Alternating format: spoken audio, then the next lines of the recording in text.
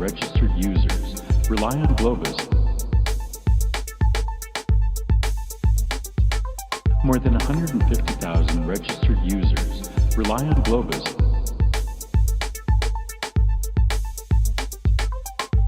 So what's Globus? It's a secure, reliable service. With the Globus platform, you can easily incorporate robust capabilities. And if the data is sensitive, no problem. Globus can be used to manage protected data.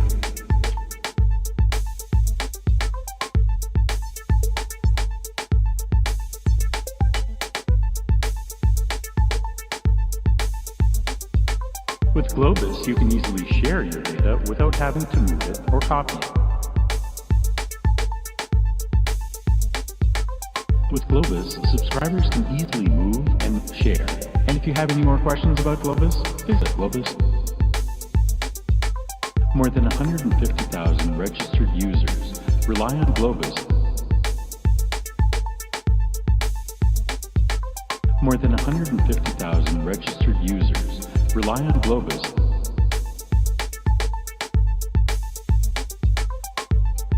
If this sounds familiar, you're not alone.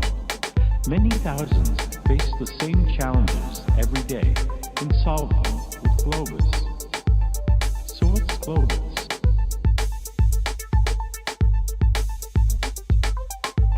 So what's Globus? It's a secure, reliable service.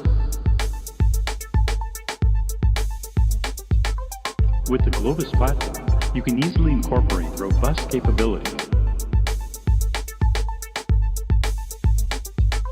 More than 150,000 registered users rely on Globus.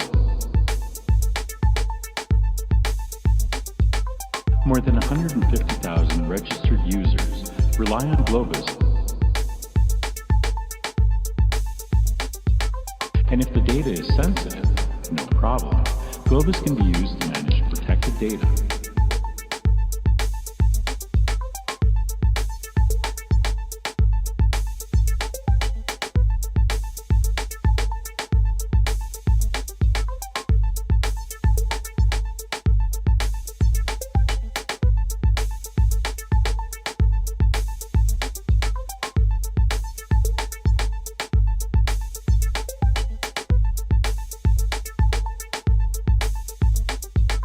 With Globus, you can easily share your data without having to move it or copy it. With Globus, subscribers can easily move and share. And if you have any more questions about Globus, visit Globus.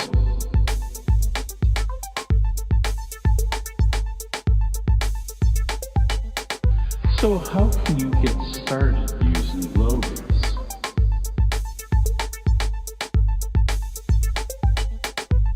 Anyone can use Globus right now for free to transfer files between Globus-enabled systems. So what's Globus? It's a secure, reliable service. More than 150,000 registered users rely on Globus. More than 150,000 registered users rely on Globus.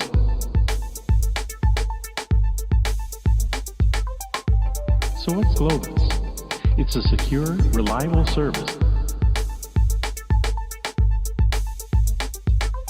With the Globus platform, you can easily incorporate robust capabilities.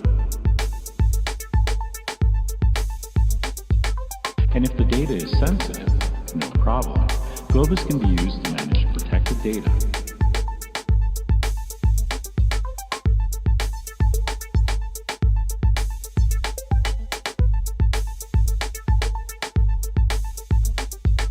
With Globus, you can easily share your data without having to move it or copy it.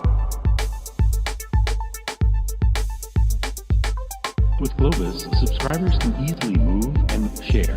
And if you have any more questions about Globus, visit Globus.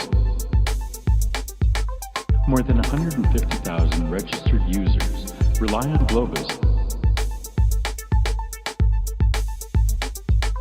More than 150,000 registered users.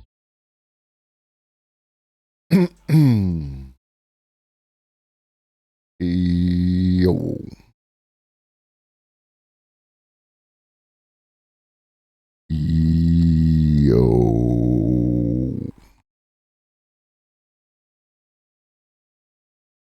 What up, though?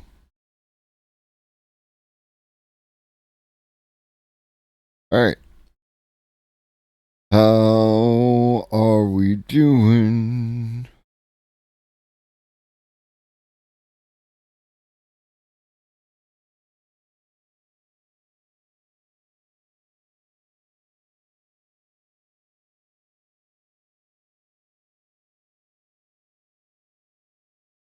How is everybody?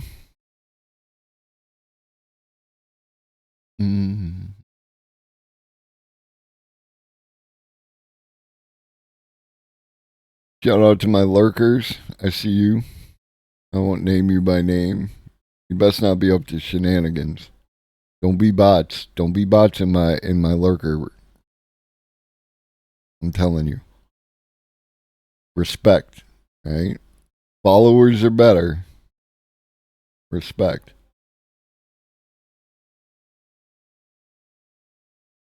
Just be a lurker. Oh. All right.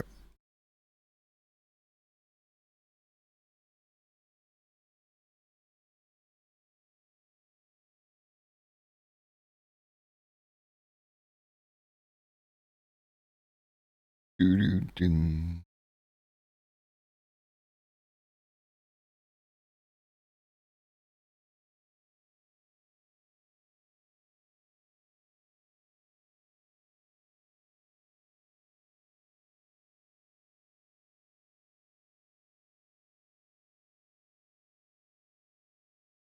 Yeah, you're definitely doing something.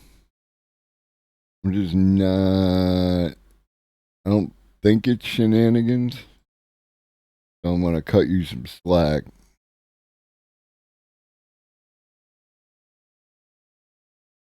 feel like Computer would tell me I'm being too generous. I don't know. I don't know. Anyways, moving on. Moving on.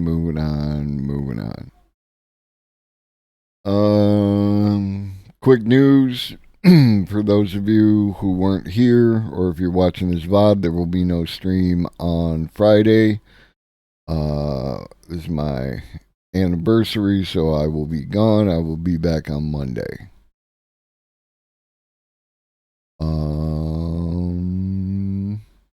Yeah. I think that's it.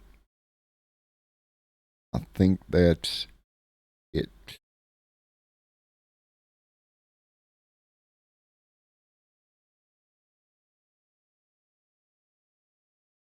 A couple of quick news items to get to, so we'll bust those out real quick while we're waiting for more people to trickle in.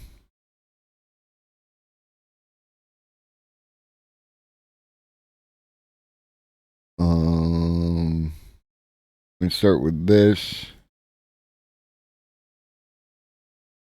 Chatbots replace journalists. And this DW is not Daily Wire. It's like Deutsche Welle, something like that. I don't speak German, but something like that.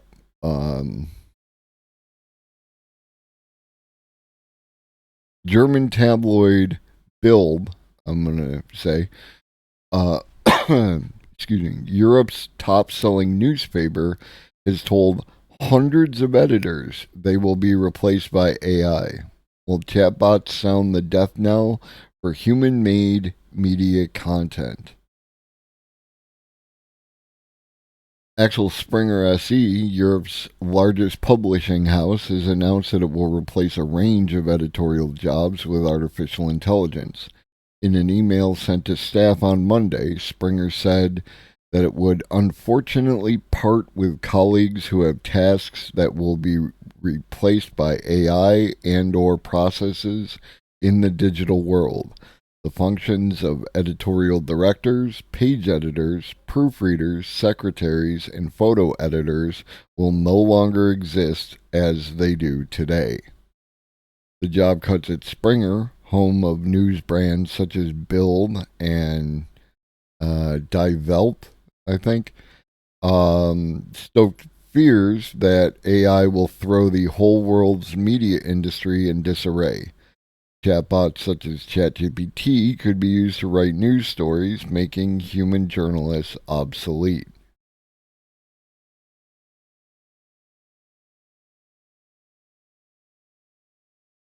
So, this is a Reuters survey. 303 media leaders in 53 countries. So that's a decent sample size for what we're talking about. Are media companies using AI to drive story selection recommendations? 5% is a big part of what we do. 23% we use it quite a bit. 39% just a few experiments. 27% we are not using it right now, and 5% don't know. I don't know how you don't know, but we'll let you do. The Reuters Institute Digital News Report is declared 2023 the breakthrough year for artificial intelligence and its application for journalism. It states the AI transcription tools are already routine in newsrooms, with many also using them for selecting stories they recommend to users, creating subtitles, and text-to-speech. Some media companies are experimenting with virtual news anchors, and apps like Artifact are already providing AI-generated summaries of online news stories to readers. So that's fun. But some media analysts believe that AI, taking over mundane tasks, will free up journalists to focus on investigative reporting and deep analysis.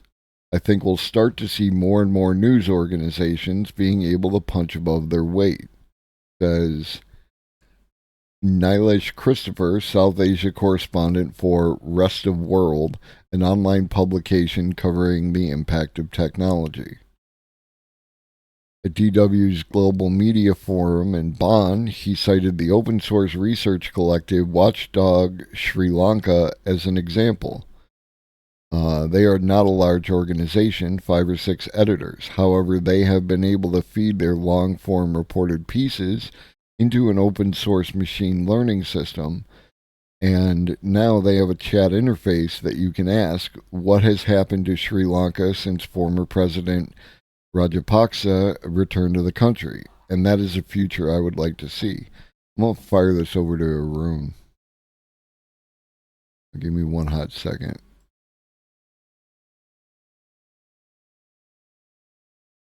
See, I didn't pre-read, pre-watch, pre-suppose. Though I did pre-watch the Adam something video that we're gonna get to a little bit later, because I had to, so I didn't have to.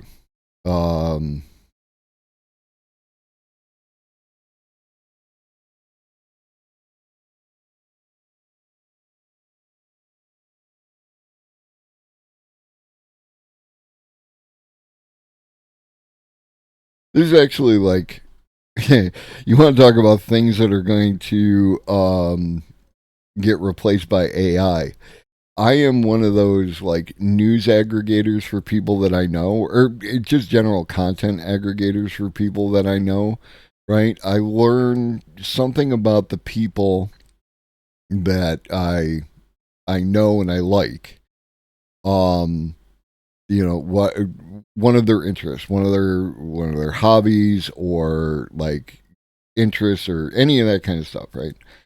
And then I am just like, if I happen to come across the things, I'm firing them to the respective people.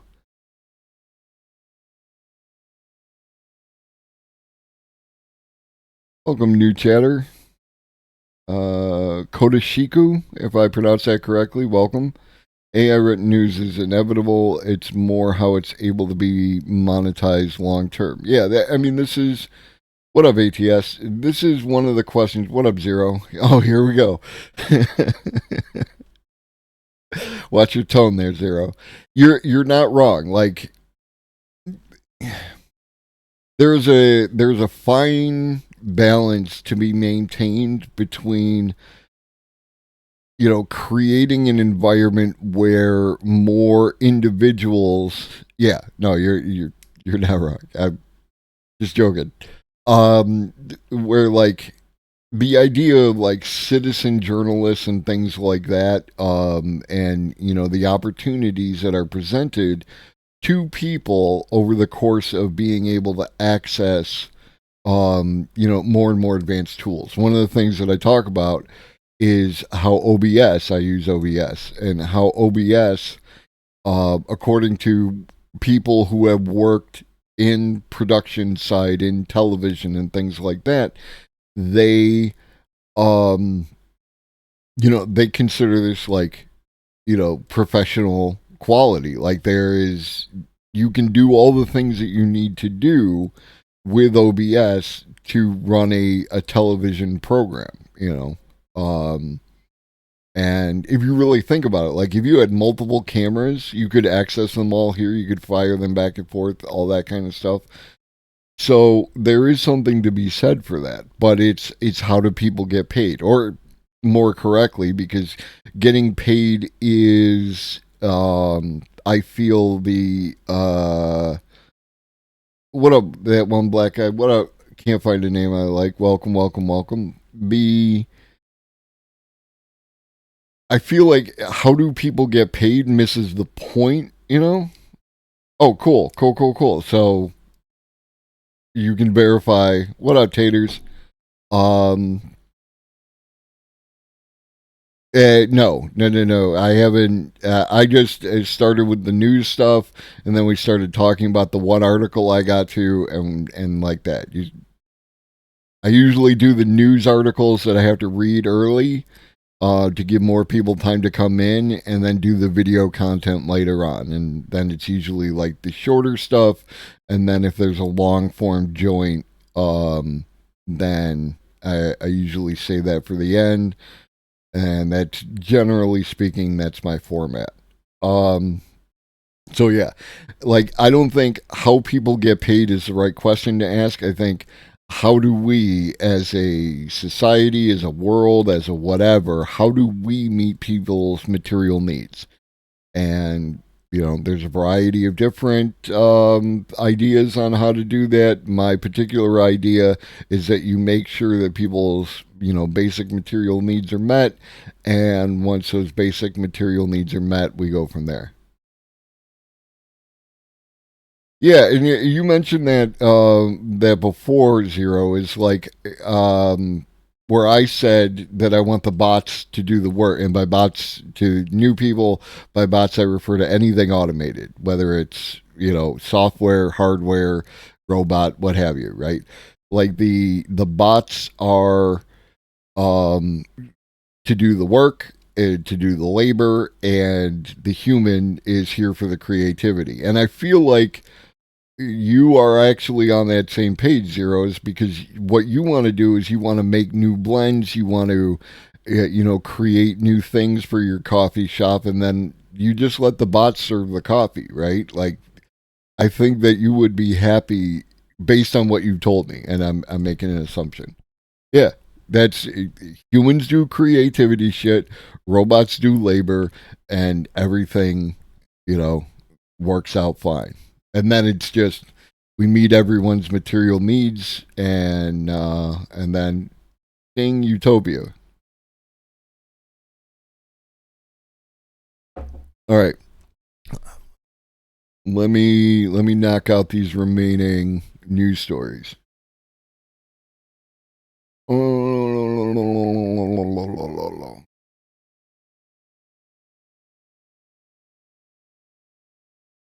AI produces fake news. We have a new tool which, out of the box, can speed up certain processes. With AI, we have a catalyst that is going to produce much more content than humans can. This content could, however, be misleading or fake. Like, we understand that the AI hallucinations, but let's be real, there is already content being produced that can be classified as misleading or fake. So, and then there's different kinds of spin depending on the particular news organization. So this is another one of those arguments that, yes, this is something that I feel that needs to be addressed, but has nothing to do particularly with AI. Right? Like, it's a bigger problem than AI. And again, if you're just confining it to how can we regulate AI to make sure that it isn't doing misleading or fake, you're missing the forest for the trees. We need to address how, we deal with concepts like misinformation, disinformation, and misleading or fake content, generally speaking. Whether human created, AI created, what have you. What up, Mage? Welcome in, welcome in, welcome in. All right, so that's it for this article. Next. So I got two articles talking about the exact same thing, one from Polygon, one for Gizmodo. And we're going to do the Polygon one first.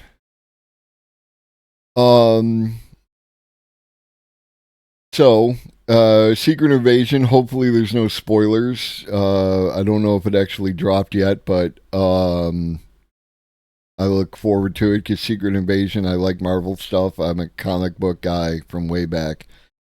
Yes, Secret Invasion's opening credit scene is AI made. Here's why. It just came right out of the shape-shifting Skrull world identity. Don't want to read about the plots.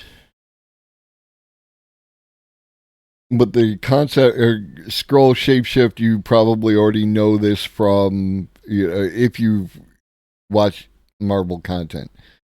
The concept of shapeshifting has also seen this series' very different approach to its opening credits, which look like a sort of watercolor rendering of the key players and themes of Secret Invasion. As we see a sort of jittery and ominous sequence of the Skrull green taking over more and more of the world, it looks a lot like if an AI was prompted with the concept of Skrull cubism, which actually isn't that far off from what it is, as director and executive producer Ali Salim tells Polygon. The intro sequence was designed by Method Studios using artificial intelligence, something he thinks plays into the theme of the show. When we reached out to the AI vendors that was part of it, it just came right out of the shape-shifting Skrull world identity. Who did this? Who is this? I think we need to concentrate on privacy concern of people's likenesses being used without permission for AI purposes, rather than jumping straight to the government oversight, overreach, hampering of the tech.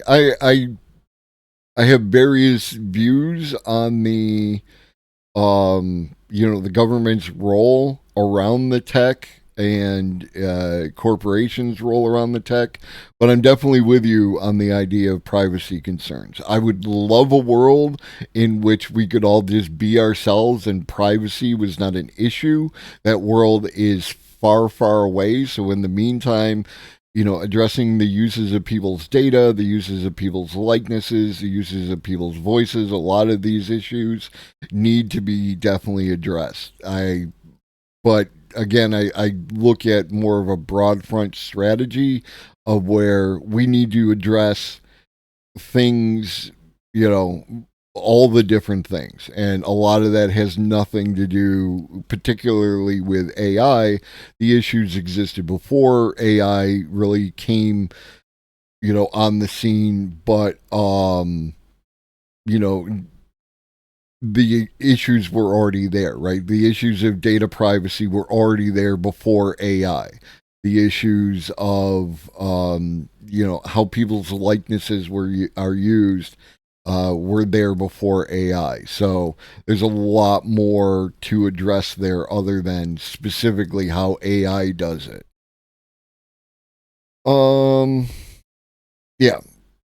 All right. So and this is what it does and like that. So let's look at the Gizmodo, which seems to have a different take. Secret Invasion uses AI for its opening credit. The excuse is meaningless. The new Marvel Disney Plus show crosses a messy line for AI generated works presence in mainstream media. Let's avoid anything. Titles developed by Method Studios. Reached out to the AI vendors. However, what makes sense for a series about shape-shifting super spy hijinks and the actual realities of the controversies around AI-generated imagery are two very different things. There's a level of obfuscation about the process around this sequence and just what tools were used and how. In the same Polygon interview, Salim simply states, citing a lack of awareness about how AI technology works, that the computer would go off and do something, and the team behind the sequence would tweak and alter the responses with new prompts. End credits. But in a world where creatives have repeatedly pushed back against commercial usage of tools like DALL-E and Midjourney, citing concerns of displacing jobs for human artists, plagiarism from database trained on uncredited stolen artwork, ethical crediting practices, and more, both in the worlds of art and cinema in general, as the ongoing writer strike has made AI content protections a key part of union demands, Secret Invasion's title sequence is a scary line to cross. This is a major Marvel Studios production using the current tools of AI-generated imagery on a scale no other mainstream show has right now. And while it's not uncommon for various VFX and art teams to not know what other teams are working on aspects of the same series, there are already artists who worked on Secret Invasion expressing shock and concerns at the show's use of AI technology.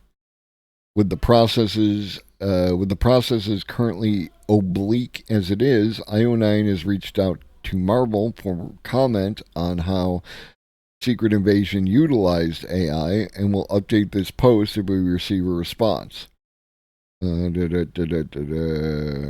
a time when the studio, among others, Hollywood, has faced okay, you misplaced your comma there. Among others, Hollywood has faced increasing scrutiny for the pressure it places on VFX studios for its overwhelming output of content. AI is risky territory for Marvel to step into. It felt exploitive and inevitable and exciting and different, Salim concludes while talking to Polygon, a comment that will no doubt ring hollow and chilling to creatives concerned by AI imagery's growing presence. I mean, artists depicting likenesses has a legal corollary in animation, misinformation as well if the state cares to enforce it. Yeah, there's a variety of different pre-existing, things to draw upon in that regard. I remember, I am elder, so I remember Looney Tunes back in the day. Using human beings from the 1920s, basically caricatures of these people. And if you knew who they were, and I learned who they were because I wanted to get the jokes, then you could, you understood what was going on. But I don't know whether or not they paid any of those people for their likenesses. I don't know if that was even a thing, right? Like there's a lot of ground, and IP law has only become more and more opaque, I guess, as companies like Disney have really gone hard at maintaining some kind of ownership of these various products, right? Like, and recently we had the Winnie the Pooh horror movie that came out that I haven't seen. But the difference is you can't have your Winnie the Pooh wearing a red shirt. Like that's the differentiator between these two items. So, um, you know, IP law is messy. And as Jaina has told us, IP law is going the way of AI. So, I don't know. I do not know. All right. So that is all the news, and I guess we're gonna get into the video content. And this video is sponsored by Slow Your Roll, champ. We're gonna start off with the Adam Something video.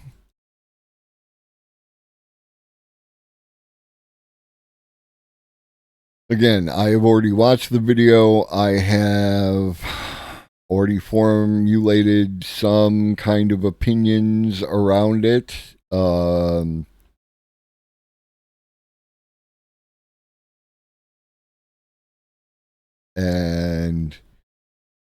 yeah, let's just do it. Let's just rip it. For the past year or so, the term artificial intelligence has firmly embedded itself into our collective consciousness, to the point where you cannot scroll through a news front page without being bombarded with various news stories about AI. Students are writing essays with artificial intelligence. Artists are creating images and paintings with artificial intelligence. You can now chat online with artificial intelligence. Then there's all that weirdly awesome AI-generated Harry Potter stuff. Seems like AI is suddenly everywhere. Could it be that we live in the world of Terminator and Skynet is right around the corner? Or is it all just overhyped bullshit? Let's find out. A differentiation I'd like to make at the beginning. So, right? The first thing that you do is you set up a dichotomy of extremes, right? Is Skynet around the corner, or is it overhyped bullshit? Is how terminology is used and by whom. If IT people want to throw around terms like AI, intelligence, or machine learning, fine. I have no problem. Fuck Adam Something for this particular, thing, right? For those of you who are new here, if this is your first time or what have you, or if you weren't here, when I say AI, I am referring to artificial intelligence, I'm referring to machine learning, and I'm referring to deep learning. Any of those items, they like those things. While there is utility when separating them, when speaking like in the technical sense, and then if we watch like certain videos that are more technical, then they separate these different items. There is utility there. But for the general purpose of talking colloquially with the general public, I don't see the utility in making that differentiation, because what's often done is that a person, whoever that person may be, sets up an artificial standard in which such and such is not artificial intelligence because it doesn't hit these particular benchmarks that I, as the person, decided it needs to do, right? And that happens a lot. Like, I For those of you who are new, you can go and check the VODs and the highlights. I've saved all the conversations when talking to people about intelligence. It is not clear cut, right? Depending on what type of intelligence you're talking about. My man Miles talks about how intelligence could be doing something very well in a very narrow domain, or it could be, doing a lot of things poorly in a broad array of domains, which is what human beings do. So if your definition of intelligence is human level broad domain intelligence, yes, this is not artificial intelligence. We are some distance away from that, so on and so forth. My position for the new people is that your brain is composed of a variety of different components, and those components acting in concert is what leads to things like intelligence and consciousness. The things that are being marketed and presented to you all, to us all, as artificial intelligence, is there some sales pitch there? Sure. Not saying that there isn't. And some of it is downright hot garbage. Not going to lie.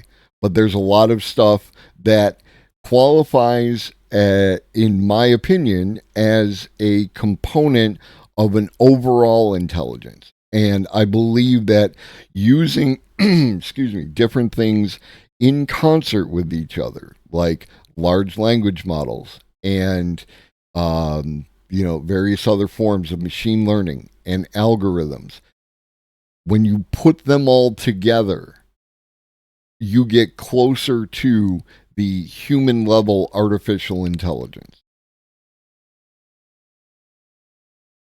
This type of thing right here, I don't see the utility, other than because you want to say that the thing doesn't meet your standard. And spoiler alert, that is how I feel about Adam's presentation in this video. He set the standard and then tells you why it doesn't meet it. This is the same issue I had with Adam Conover. It's the same issue I had with Dr. Mr. Cody. You set an arbitrary line of what you believe it has to do and then show all the ways it does not do that. And that is disingenuous, but I don't hate on any content creator. You got to do a show on AI at this point. It's just, if you want the stuff about AI, you come here, because I will give you a variety of different people, and I will provide time and a platform for people that I disagree with regarding artificial intelligence and its applications all across the spectrum. Problem with that. The problem starts when lay people and fluff journalists co-opt these professional terms and blow them up into some undiscerning sensationalist bullshit. The US Army is now using artificial intelligence to control drones, which tried to kill its own operator. Whoa, shock and horror. Literally Skynet. The Terminators are coming. The machines have gained sentience. Also, if you're above 50, playing this game is a must. Click here, Grandpa. Don't forget your credit card. Alright, so first off, See, like, what was the utility in what he just did there? Like, he is doing the very thing that he is making fun or taking issue with other people around, right? Like, and, also spoiler alert, this is a sponsored video. He makes money from this content.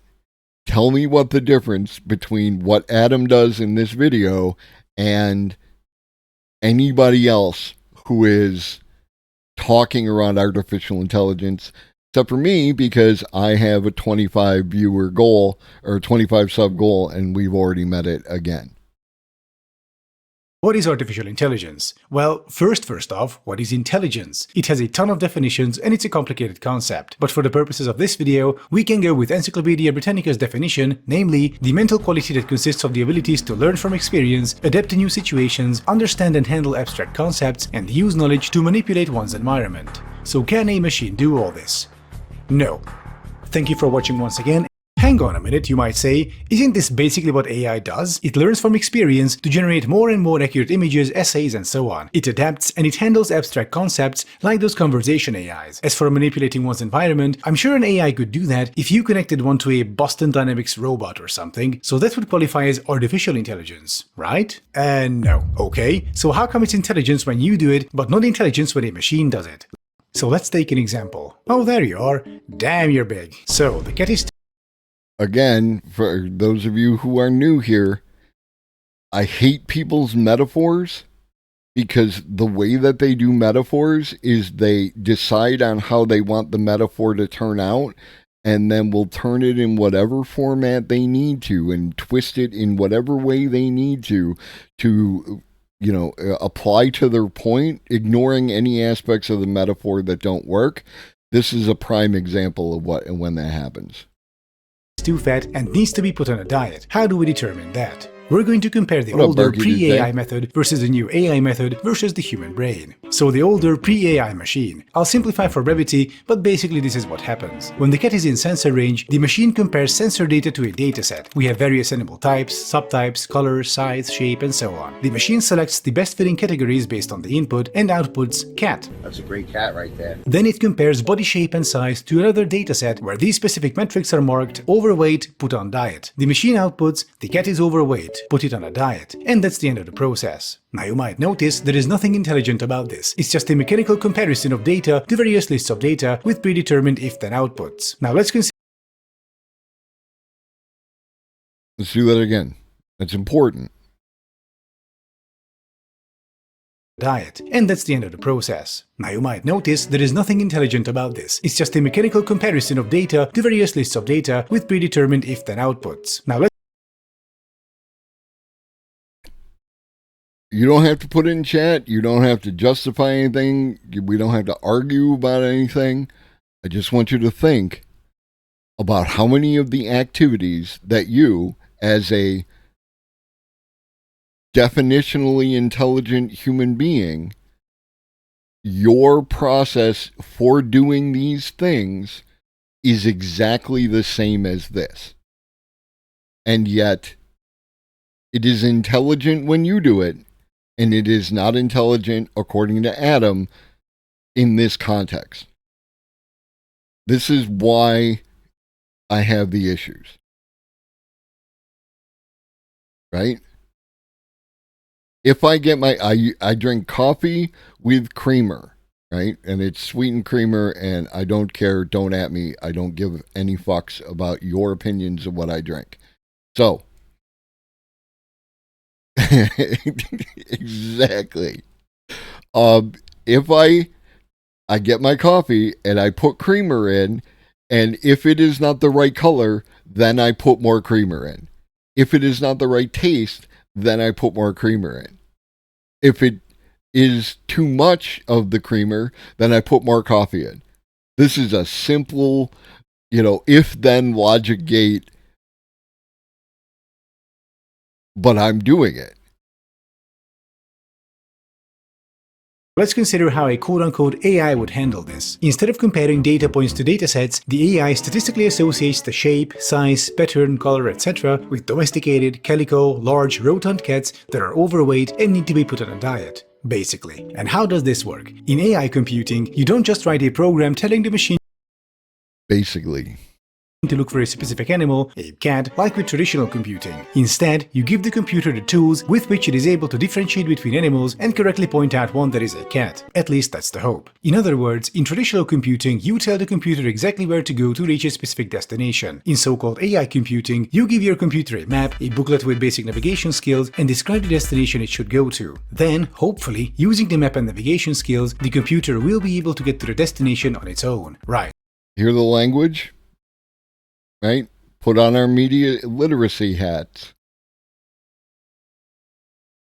Listen to the language. Listen to the choices of words being used. So these are basically how traditional versus AI computing works. In comparison, Basically. an actual intelligence, yours, hopefully, would handle the aforementioned cat business like so. Seeing the animal, it lights up specific neural connections inside your brain, leading to recognition. It's a cat. Pretty big too. The cat's large size, shape, and therefore weight are associated with being overweight. You recognize it carries health risks, which is bad, and you're empathetic towards the cat. You determine the cat should get reduced food portions so that he'll lose weight, live healthier.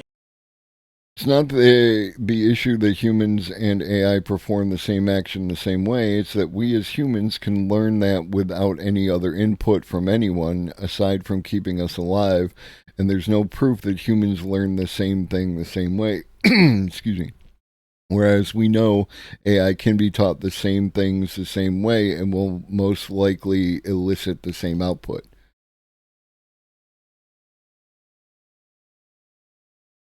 I don't disagree with anything that you said. I'm just not sure if you're agreeing with me or disagreeing with me. And live longer, which is a preferable outcome for the people and animals you like, because being healthy and not dying early is a good thing for them. Notice how in an intelligent thinking process, while it seems similar to an AI's process, we are throwing around concepts that are incomprehensible for a machine. What is empathy? Why are health risks bad? What is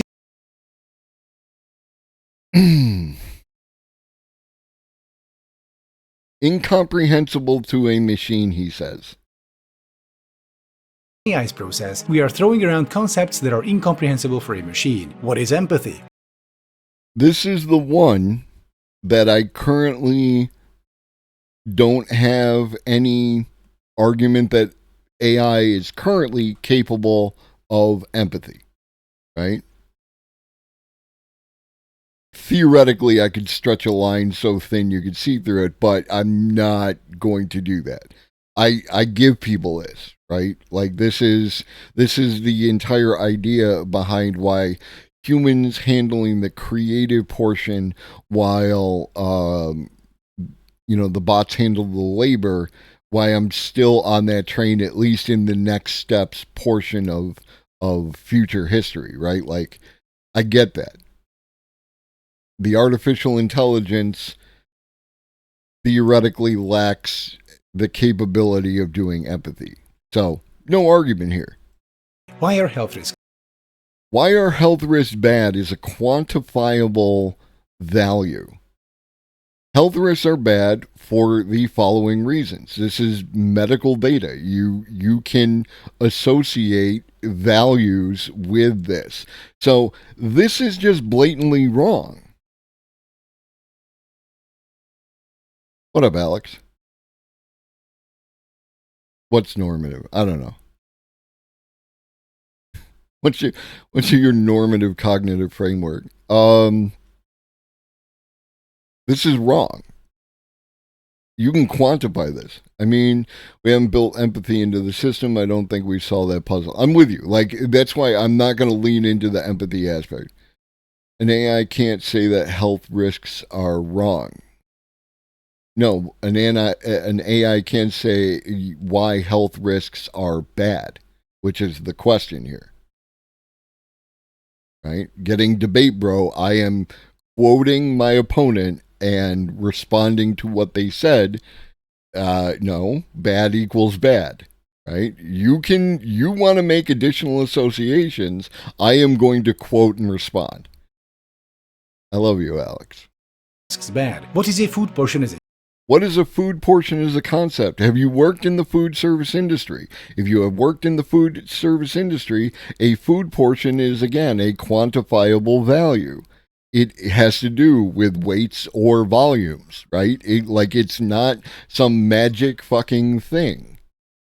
So you could absolutely program in to decide what food portion should be applied to the cat out of a robot that gives the cat certain amount of food at certain points out of the day. Like, again, 1 out of 3 of these is something.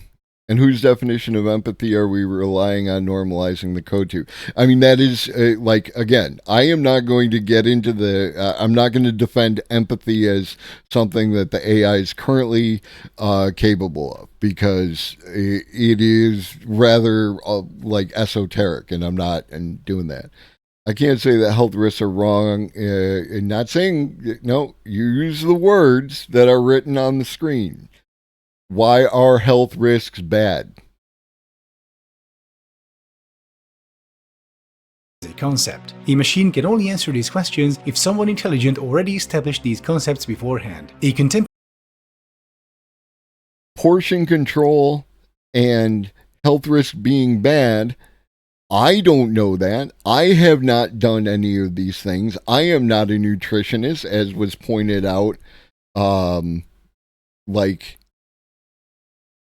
I will give you that as zero, is because that's a response to, what he just said, is like the idea that because we have to teach the artificial intelligence something, then somehow it does not do the thing.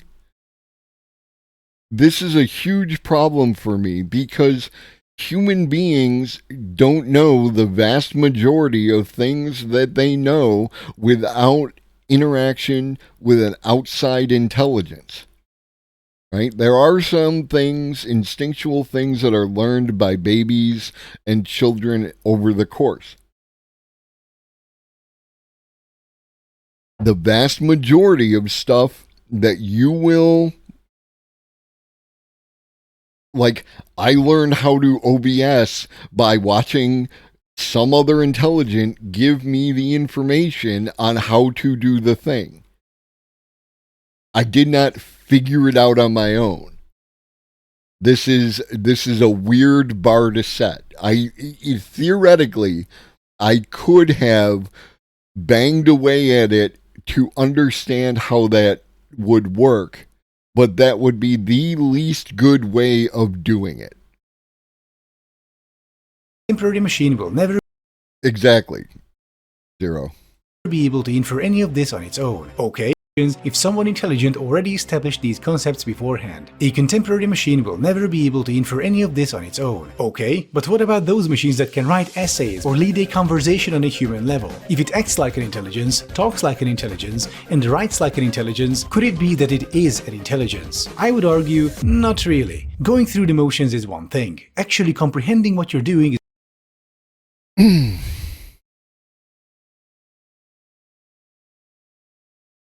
There was another video that we already covered, and I'm disappointed in myself for not immediately having the recall access to it, but it's a direct counter about what he's about to say, which is the China box experiment, or the Chinese box experiment, right?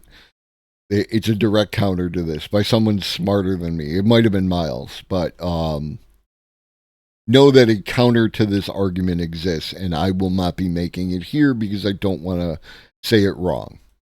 is another, as we'll be seeing shortly. Okay, but could AI potentially emerge from this? Could the datasets and the frameworks become so large, so elaborate, and so interconnected that they produce a consciousness somehow? I do believe they think I am some sort of god. To answer this question, let's consider the so-called Chinese room experiment. Suppose we have a computer able to pass the Turing test in Chinese, meaning it can convince a Chinese speaker that they are speaking to a living, breathing Chinese person, while in reality, it's a computer giving perfectly human-passing responses, in Chinese obviously. Then the experiment goes, you sit down a non-Chinese speaking person in a room with a little paper slot on the door. You give the person a book that describes the program in English and depicts the Chinese symbols to be outputted based on the Chinese person's inputs, but without explaining what any of them mean. When the Chinese speaker outside slides in a paper with text written in Chinese, the non-Chinese speaker will use the book to draw the appropriate symbols in response. The room has enough paper, pencils, erasers, and cabinets for this purpose. Now then, the person in the room can can eventually become so adept at following the program's written instructions and at transcribing the Chinese characters that the Chinese person on the outside will think they are talking to a real Chinese person sitting in the room. This is the traditional pre-AI way, and the same thing happens if the person inside the room learns what to do the same way as an AI does. So instead of a book with instructions, instructors slide in pages with example sentences on them and notes describing patterns and connections between symbols, hoping the person will eventually catch on and know instinctively what's the likely most accurate thing they should output in response to a given input from the outside. Whichever method you choose, whether AI or pre-AI, in both cases, if the person in the room becomes adept enough at what they do, they will pass the Chinese Turing test.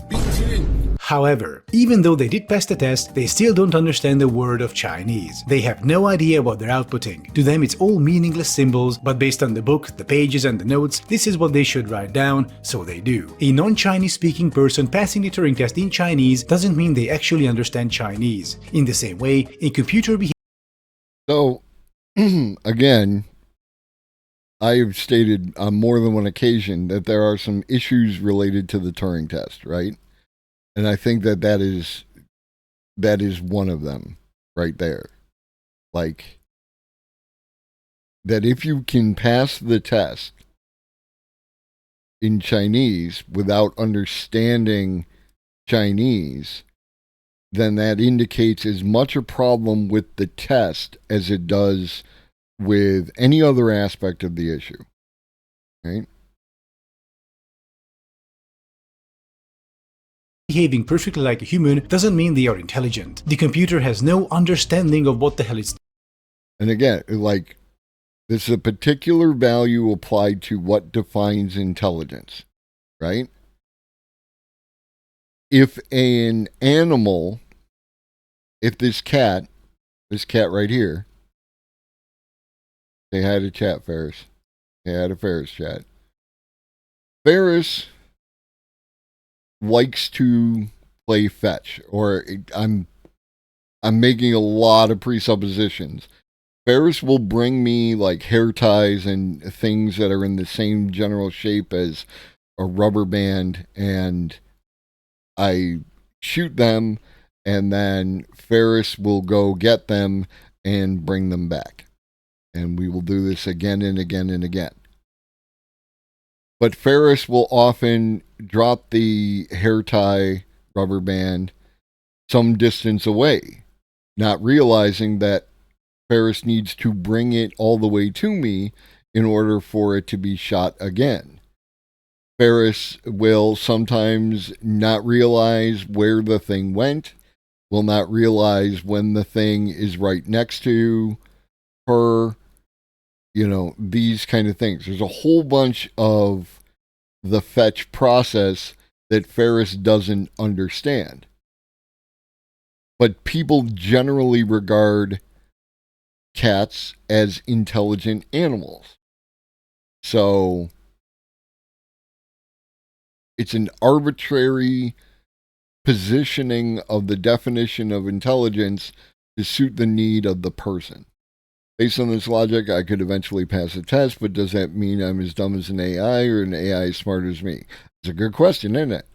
What is understanding? I feel that's something only actual consciousness can understand. Yeah, like, what is understanding? And now we get into like more philosophical concepts, because there aren't clear-cut definitions on these things. Again, it is choose the definition you wish to use and then decide whether or not the thing meets that definition. Do we bring up QAnon in this context? Millions of people are convinced of some wild shit. People are not scientifically reliable metric. Right? Like, are people not intelligent? Doing. It's just spewing out a series of outputs based on various inputs. Binary computers with spewing out. Has Adam something never worked like a job in any knowledge-based type industry? Like, if you worked in a call center, that literally describes your work. With today's technology cannot produce intelligence. Some can emulate certain aspects of it convincingly, but that's the most they can do. And now we get to a place where Adam and I start to agree on things. This is why artificial intelligence isn't real. I'm not saying it can't be real, but with today's computers and technology, we are not quite there yet. So if you hear someone talk about AI and they don't use the term in a professional IT sense, you know it's just empty tech bro bullshit hype. And this is like if you watch the video, you will, like any video, Adam Conover, Cody, Adam, you will eventually get, if you have some type of like understanding of human psychology, they will reveal what it is about it that is actually the point of the thing, right? Adam is defending his his folks in the WGA because he released that video right before the WGA went on strike.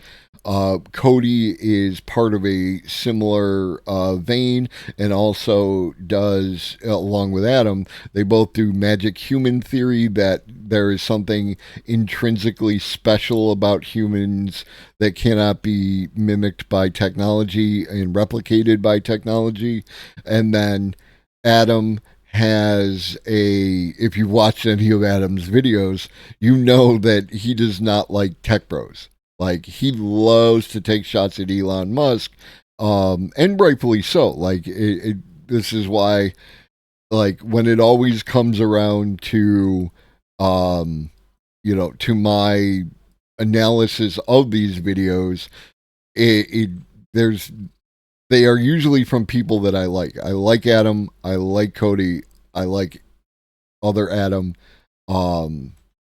So this is not an indictment of their content as a whole, but it is like I feel like they set arbitrary values before doing any research and analysis when it comes to artificial intelligence. To continue with the cat discussion, my roommate's cat knows not to scratch people, but when I yelp in pain, when I catch him scratching furniture, he learns he has the tools. I'm relying on a hook already installed in his brain. AI and humans do not have those hooks for one another. We can theoretically build them for AI to understand people, but training people to interface with AI is going to be hard. I think that people are somewhat resistant to AI, and like part of that has to do with the number of technological fads that have blown up and fizzed out. Like most recently, cryptocurrency and NFTs.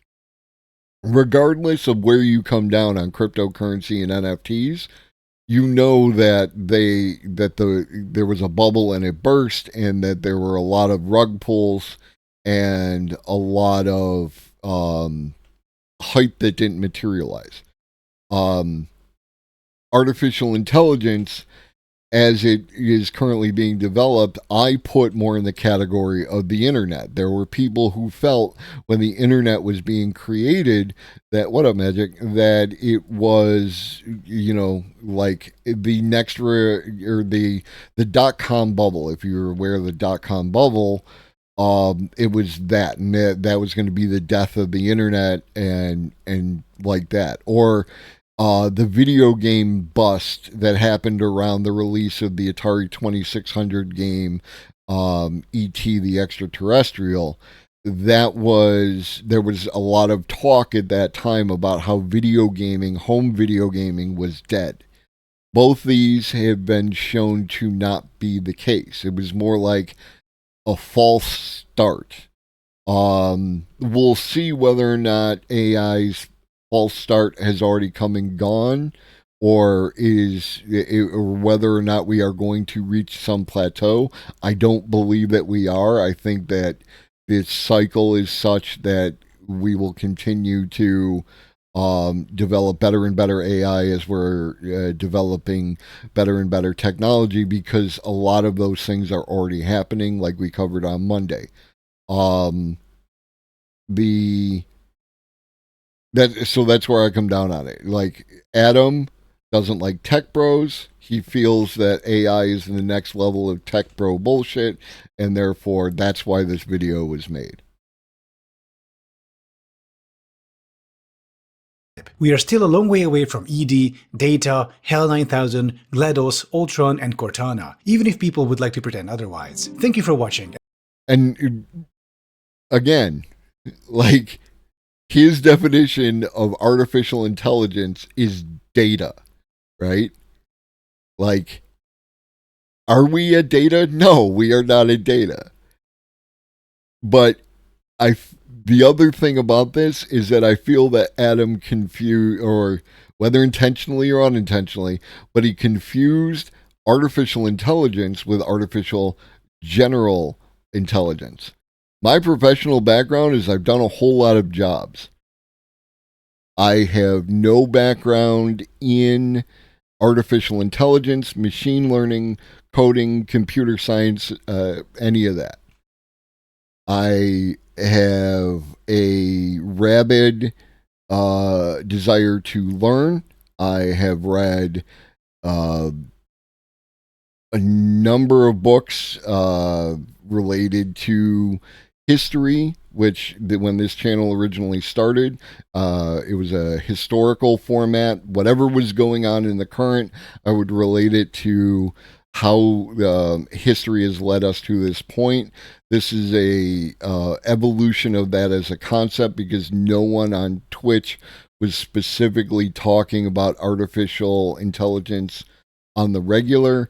And I also have the capacity to synthesize, what can be broad and complicated subjects, and I can synthesize that for people who might be, might not have any kind of technical knowledge or any understanding of how these things come together, right?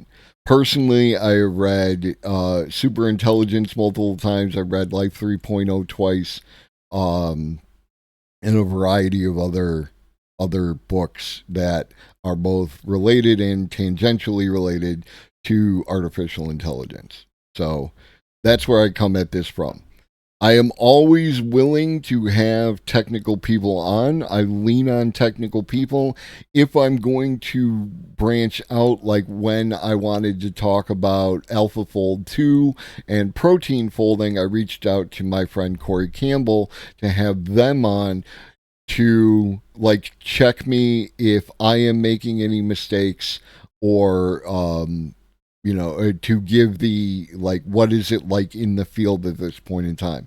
When I'm talking about life, I'm talking about definitions of life, I'm talking about these kind of things. I have biologist Dr. Greg on the peer review. I have him come on to talk about those things. When I wanted to have a conversation related to AI and sociology, I had on Professor Q, right? I am more than happy. I am not your I have read all theory type streamer. I am more than happy to admit that I might not know everything, which is why I lean on people who do, and then I combine these things together. And if someone wants to tell me that I'm mistaken on a fundamental fact, I will listen and make the corrections accordingly. I hope that answered your question. Training people to interface with people is hard enough. My roommate's cat, I can rely on his empathy to correct bad behavior and communicate why. I need familiarity, even community-style intimacy, to rely on that much from another person. We're that alienated. How we build that in for AI while maintaining security is a genuine puzzle. The entire nature of AI safety, my number one standpoint around artificial intelligence and its relation to humanity is that artificial intelligence acts as a mirror. It acts as a reflector of all the things that we do. And if there is a problem that we need to surmount in addressing a particular issue with artificial intelligence, what I often find is that the issue is not with the artificial intelligence, but the issue is with the humans, right? If you want to align humans, or if you want to align AI with humans, right? Like, what is the first thing that comes up? We want to align AI with human values. Well, what are human values? Well, they kind of vary depending on which socioeconomic group that you particularly belong to. And then we go from there, right? Whatever the problem with AI is, right? AI is going to lead to misinformation on the internet. Humans have already been doing that for almost as long as the internet has existed.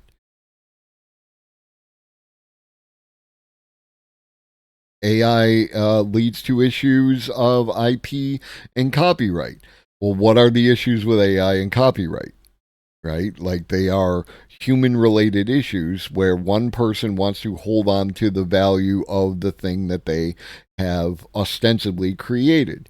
And what goes along with that is that we created the idea of the public domain, and that the public domain, after a certain amount of time, the ideas that were created after you extracted a certain amount of value from that idea, that would then become something that was available to the public to use to create new things off of. This concept has been abused by large corporations in order to extend these timelines out for longer and longer in order to extract more and more wealth out of these particular IPs and copyrights, which has created serious issues. And then we get into the issues of fair use, and we get into all these other things. And my position, and I'm not an IP lawyer, and you can feel however you want to feel about it, my position around copyright and IP is that the vast majority of people are better served not worrying about their IP or copyright rights and providing for their basic material needs. That if you satisfy the material needs of all the people, then the issues of whether or not they hold copyright and can maximize profit out of it become significantly less. So-and-so isn't worried about losing their job to AI creating writing or art or any of these things if their material needs are already met. And I feel like the entirety of IP law deals with tacking on bandages to correct something that is dealt with on a much more fundamental level. Right? And then once we've addressed all the people, then I don't really care about the corporation's IP laws. Because I have a different definition of human ingenuity, human innovation, and human creativity that doesn't require dollars to act as a bottleneck in order to facilitate this type of creativity and innovation.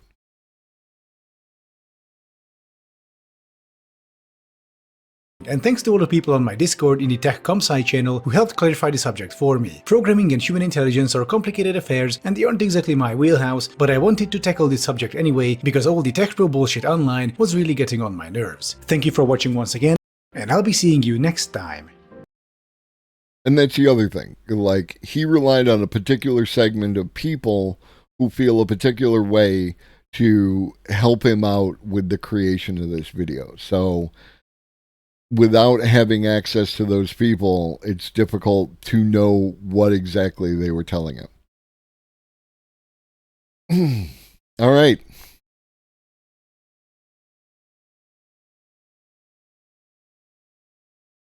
You ready for All right.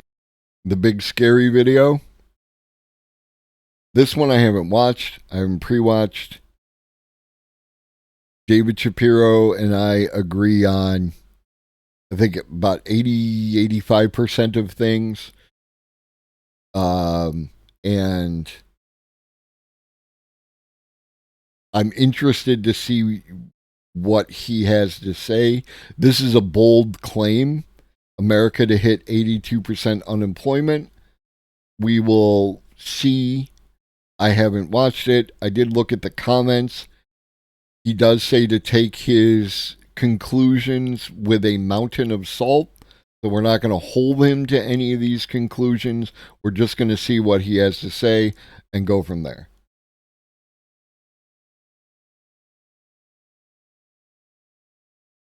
Dominant hominid is from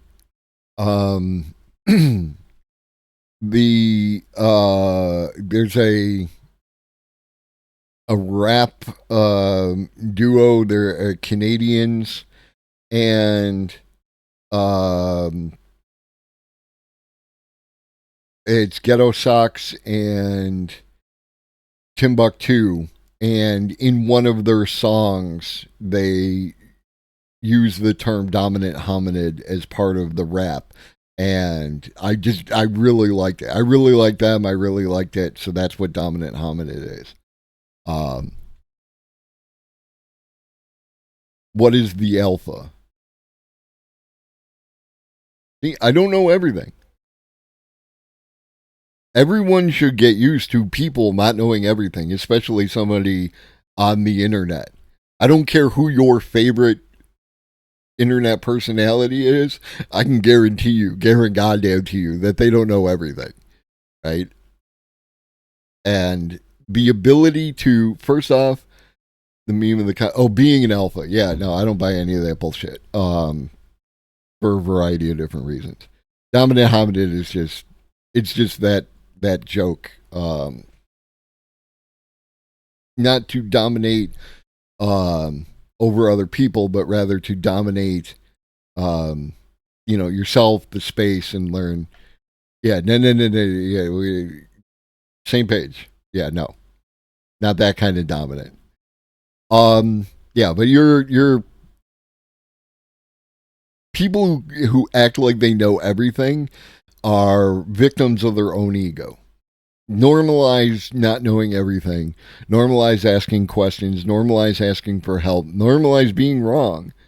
Normalize allowing people to correct you when they have more education and experience in a particular domain.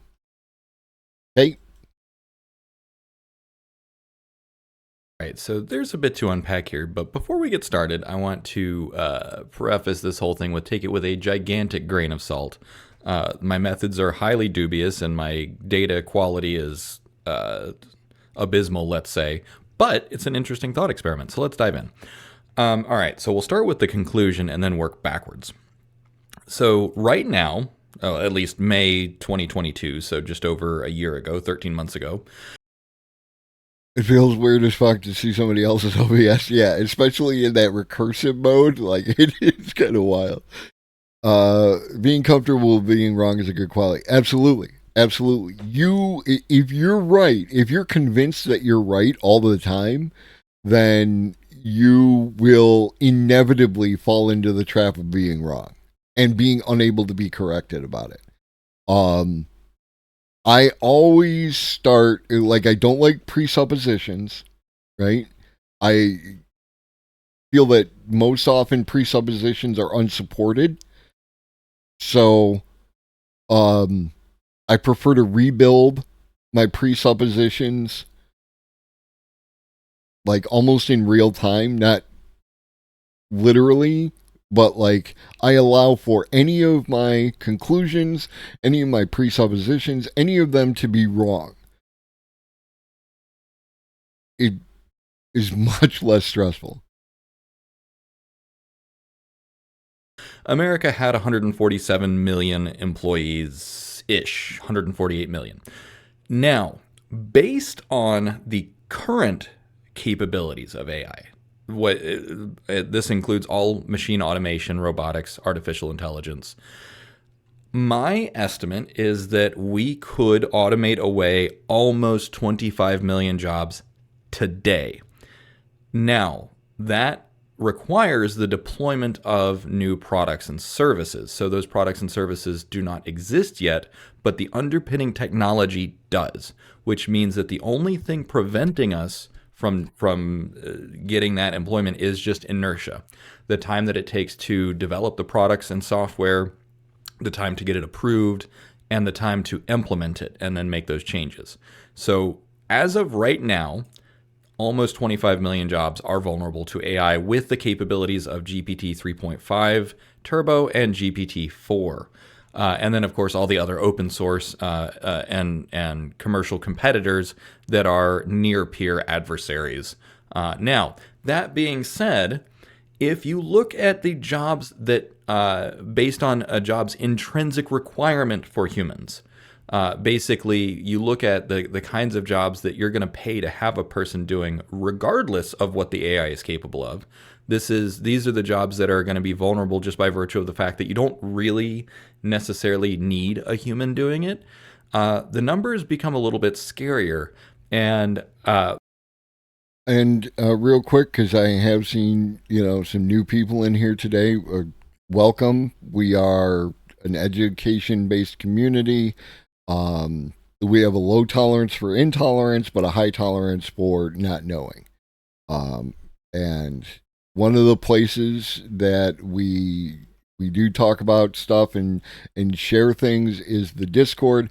I highly recommend the Discord, because within the Discord, every video, every article, every link that you see over the course of the stream will be uploaded to the Discord so that you can access it later on. If you want to rewatch anything, if you want to share any of that information, exclamation point Discord. If you want to join, everyone is welcome. People just need to be a good person, be good behavior. That's all we ask. And if you have knowledge, share the knowledge. One of the issues that we have is the walls created to separate knowledge from the people. This is a problem on multiple levels. Allowing more and more people to access different kinds of knowledge only increases the talent pool of available people to do a particular task or assist another person with their task or provide creative ideas. So, that. My estimate, this is worst case scenario, is that in the near future, 77 million jobs out of the 147 million jobs are vulnerable to being automated away. Basically, this calculation is a rough estimate on market demand. How much do you actually want a human doing that particular job? Which means that in the worst case scenario, we go from 148 million employed to 70 million employed. That is more than 50% lost. So I have been repeatedly saying, we could face 70% unemployment, 80, and other people say 80% unemployment. Here's the numbers to back it up. All right, now, since I got your attention, let me tell you how I did this. And again, remember, this is incredibly dubious, so take it with a huge grain of salt. But basically what I did was I took the GPT-4 0613 model, and I gave it instructions. I said, you are a BLS chatbot, and you're trying to assess the risk of having jobs automated away.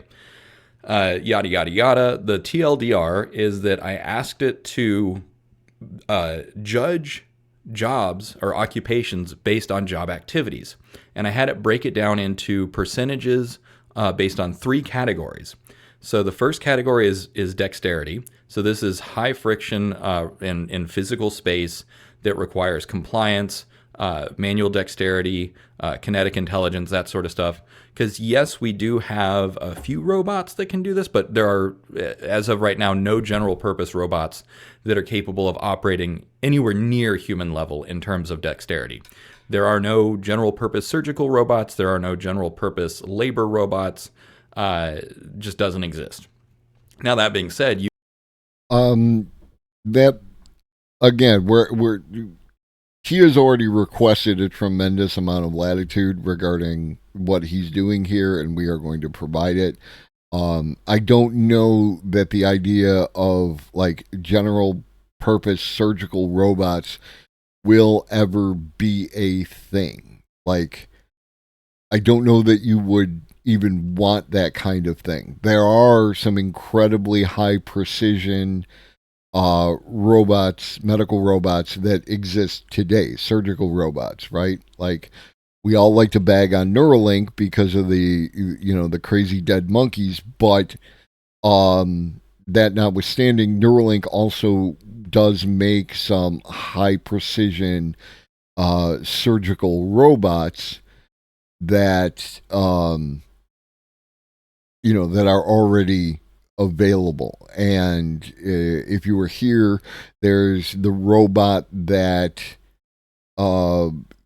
installs fake eyelashes into your face, and it is both capable of executing that type of fine work, and in the inverse is not physically strong enough to push through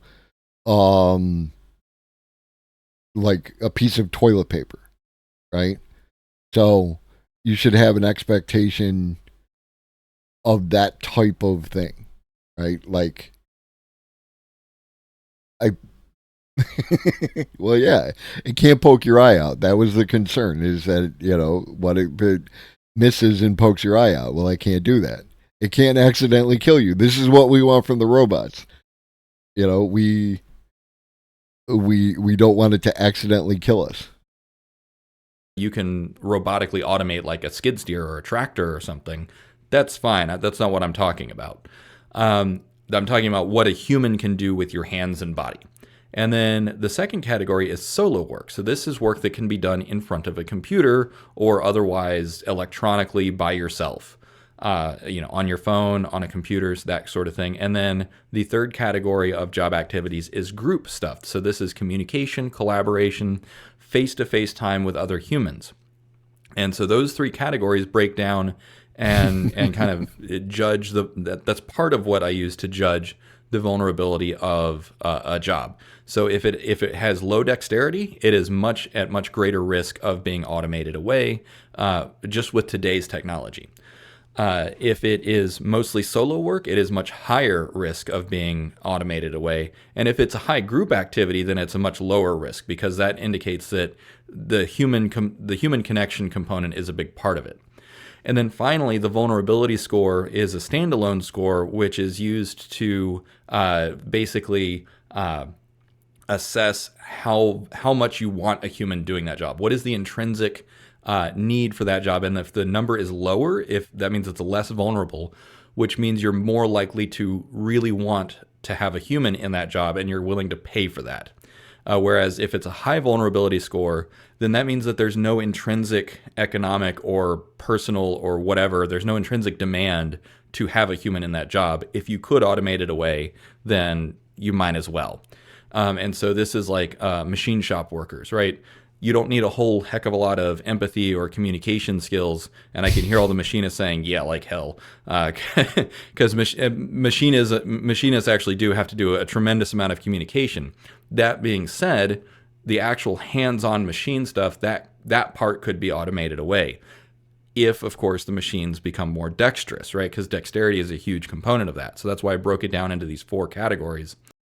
And as someone who, and this is decades ago, I used to work for a company that manufactured a variety of different machine parts, a variety of different metal parts.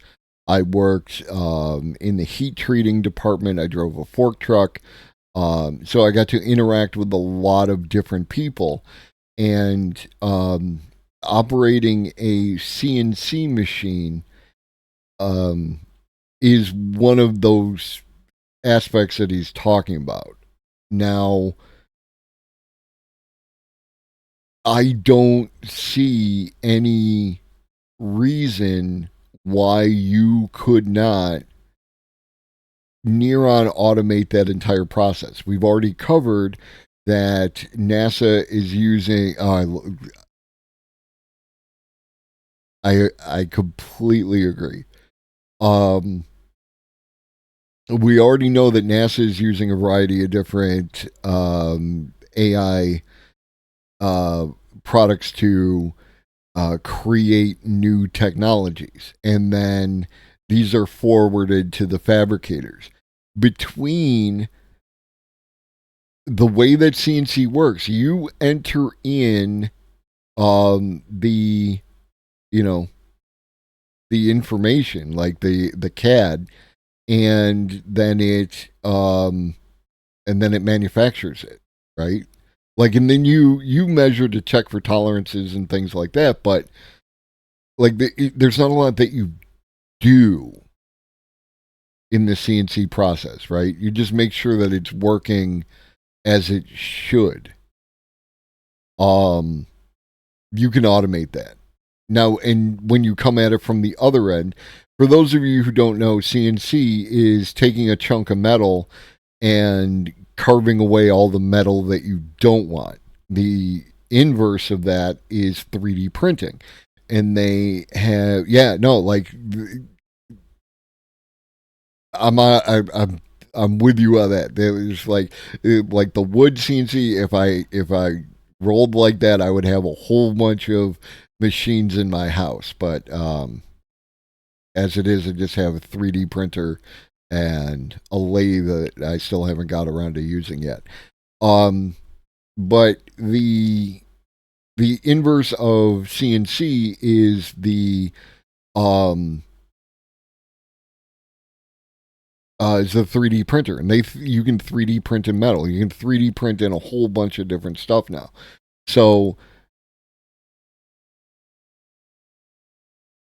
I feel like you could automate the entire metal shop process with little human oversight today.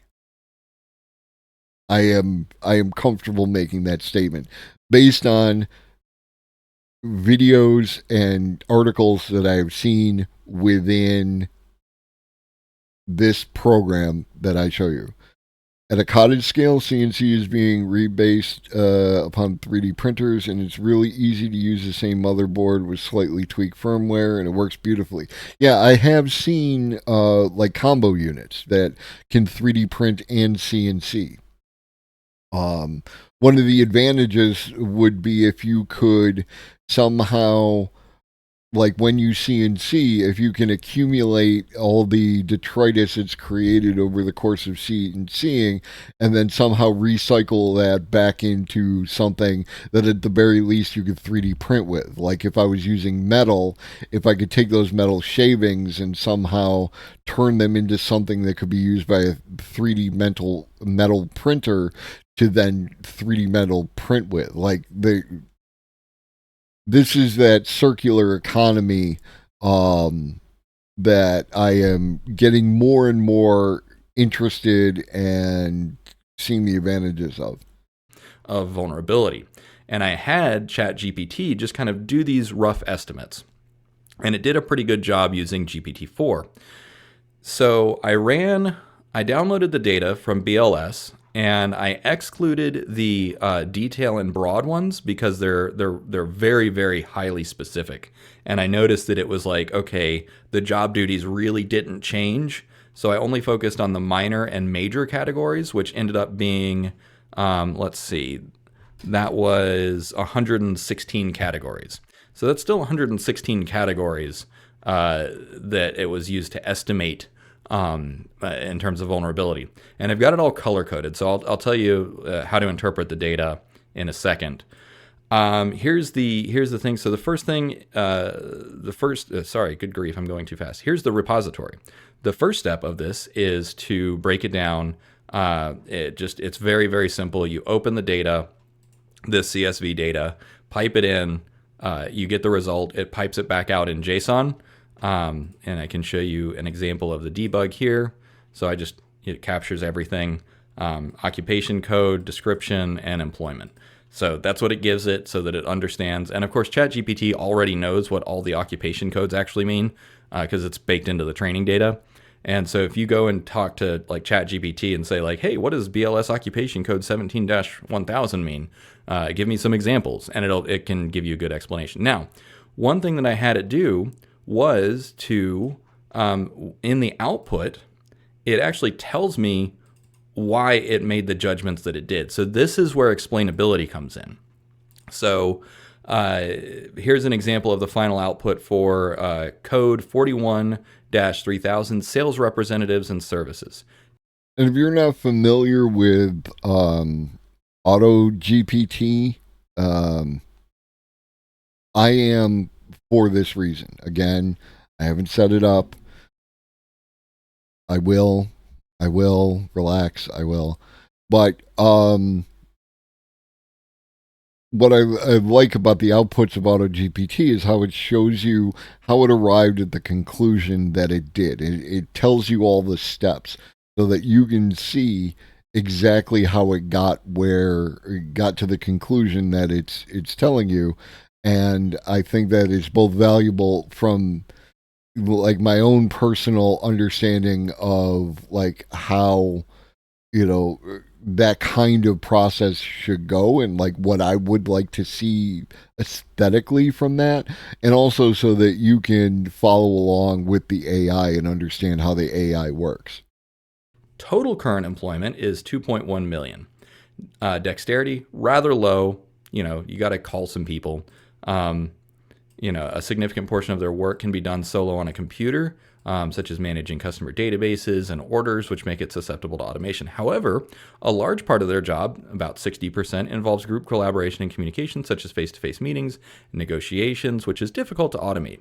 The intrinsic technological vulnerability is estimated at 40%. So it's a relatively low vulnerability job because, yes, there are some things that you can automate away, but in general, you want to be talking to a human sales rep to close the deal. So in this case, the numbers kind of all come together to say, okay, let's see. This estimated that we might. And to add my anecdotal experience as to this process, like if I contact my my internet cable company, I will spend the majority of my time talking to a chatbot, right? Like whether it is the one on the phone or the one, that you type into, and it will provide the responses, and generally it meets all of the needs that you might have. And then once it reaches a certain point, usually related to the exchange of money, at that point in time, it seeks out a human to connect you to. So I think we are right here with automating this process again today. I think you could do that today. We might lose about 26,000 jobs. 255,000 jobs, leaving 1.86 million instead of the 2.1 million.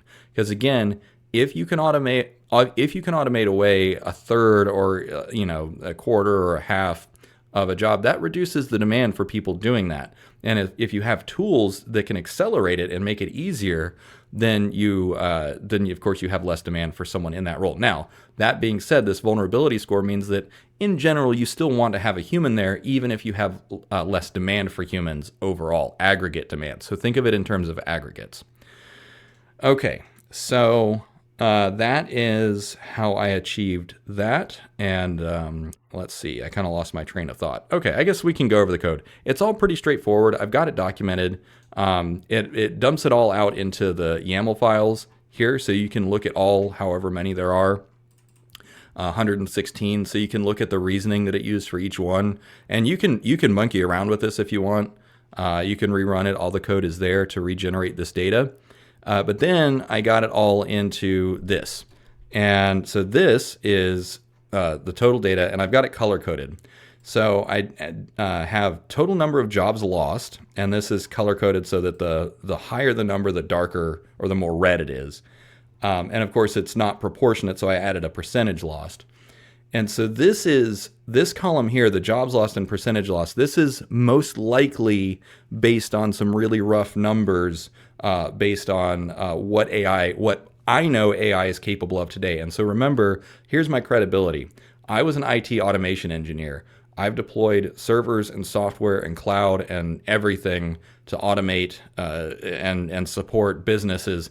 And I've integrated all these systems. I know what it takes to run these systems and to do the job of like a DBA and business analyst and financial comptroller. I talked to everyone when I was in a corporate job. So that being said, remember, like, I'm basically throwing wet spaghetti at the wall. So this is a educated guess as to percentage of jobs that could be automated away. Obviously, I'm less familiar with blue-collar jobs, with manual labor jobs. I have done them in the past. I've worked nights in stores and warehouses, so I kind of have a feel for that. That being said, I have poured concrete, but not professionally. So take some of that with a grain of salt. Now, percent loss, you see some of the higher ones, computer and mathematical operations. Okay, yeah, that makes sense. Stuff with a low percentage loss, occupational therapy and physical therapists, assistants and aides. This is at a very, very, very low risk of being automated away because it's a highly dexterous job. And you also very much want a human. I've dated a physical therapist before, and it is an intensely emotional job, and it has to do with communication, verbal and nonverbal communication. There's a tremendous amount of human connection involved in that. So I totally agree with the result here where, health support and stuff. So all these numbers are jobs that are at very, very low vulnerability for being automated away. And then you see, oh, wait, here's a big chunk here. So communications, clerks, information handling, material recording, secretaries, other office and admin, all at very high risk of getting automated away. Because again, these are things that you primarily do in front of a computer. Agricultural workers, this is 8.5%. Because again, some of it will be automated away.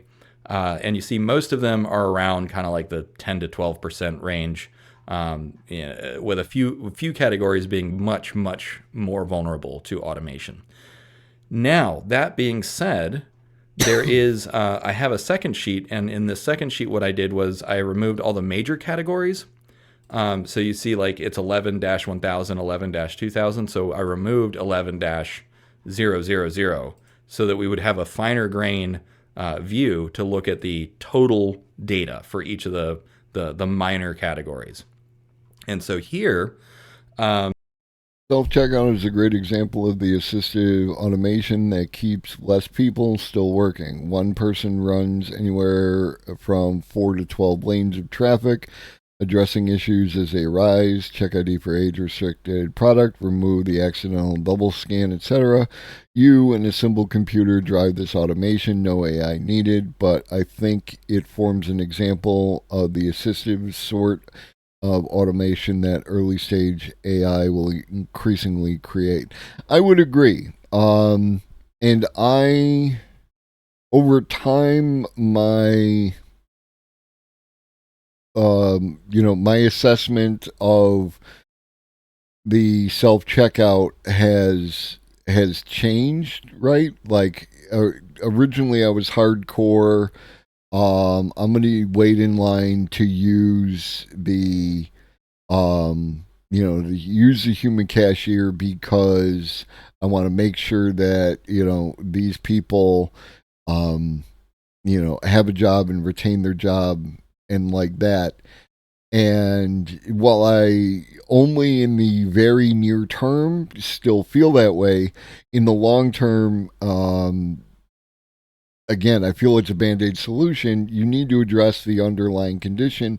The underlying condition is that, the people's material needs should be met, right?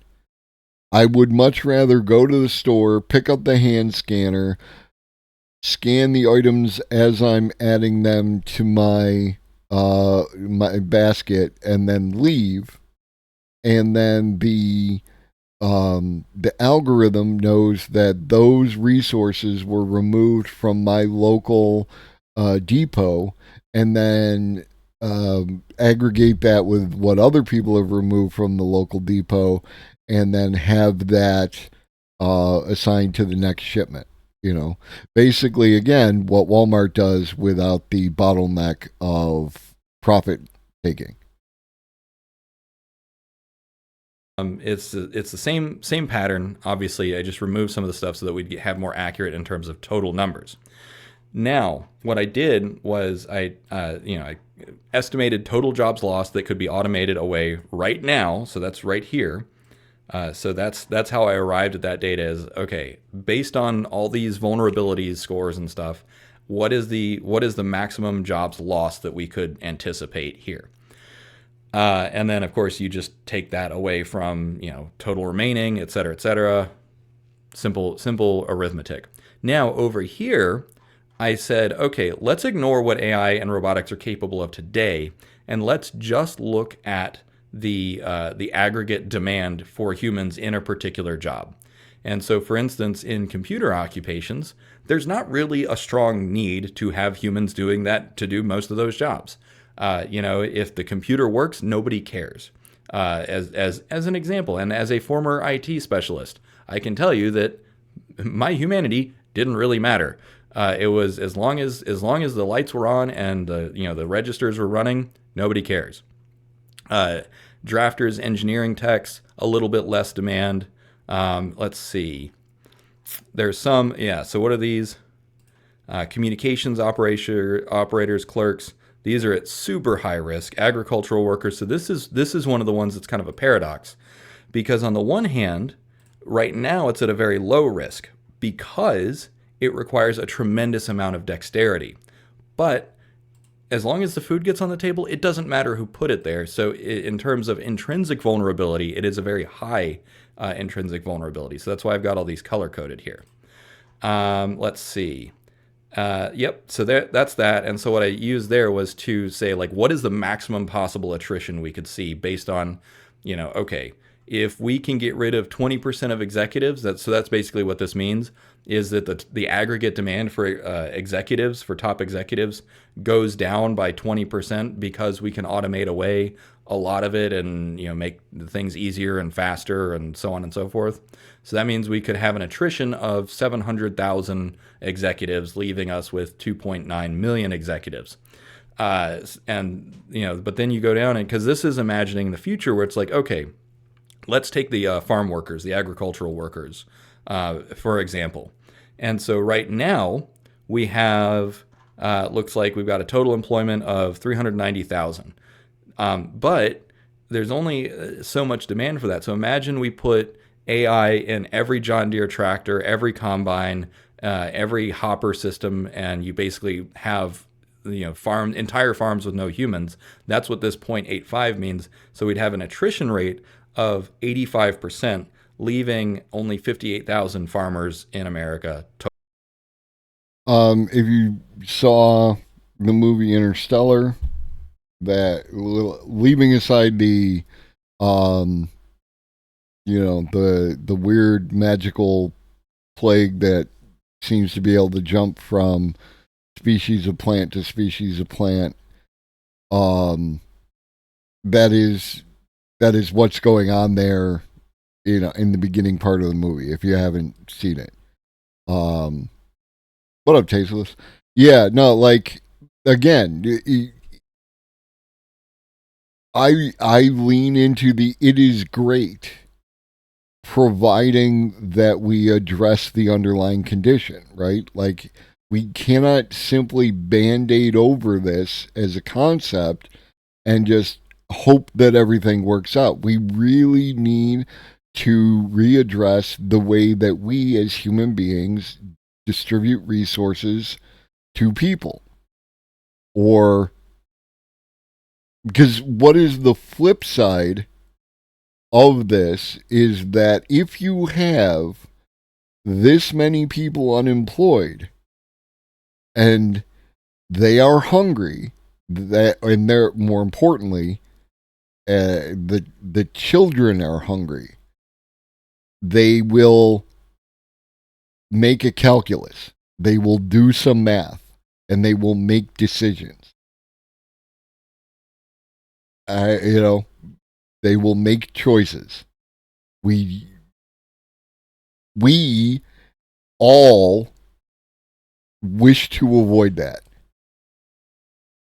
because no one knows what that outcome is. If you watch The Expanse, my man Amos calls it the churn, right? That's what we're trying to avoid. We are trying to avoid a world in which the people that you care about are left to the ravages of probability. If you think that you are the hero of the revolution,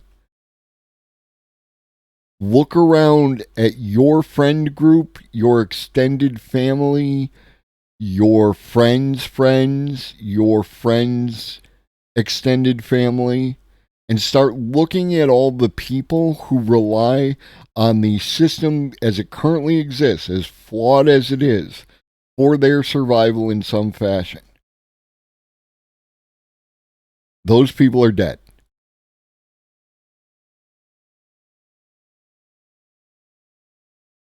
It ain't the movies. You're not going to go and like trade some junk that you found to some person to get 4 bottles of whatever life-saving drug is going to keep your nana alive, for another month or whatever.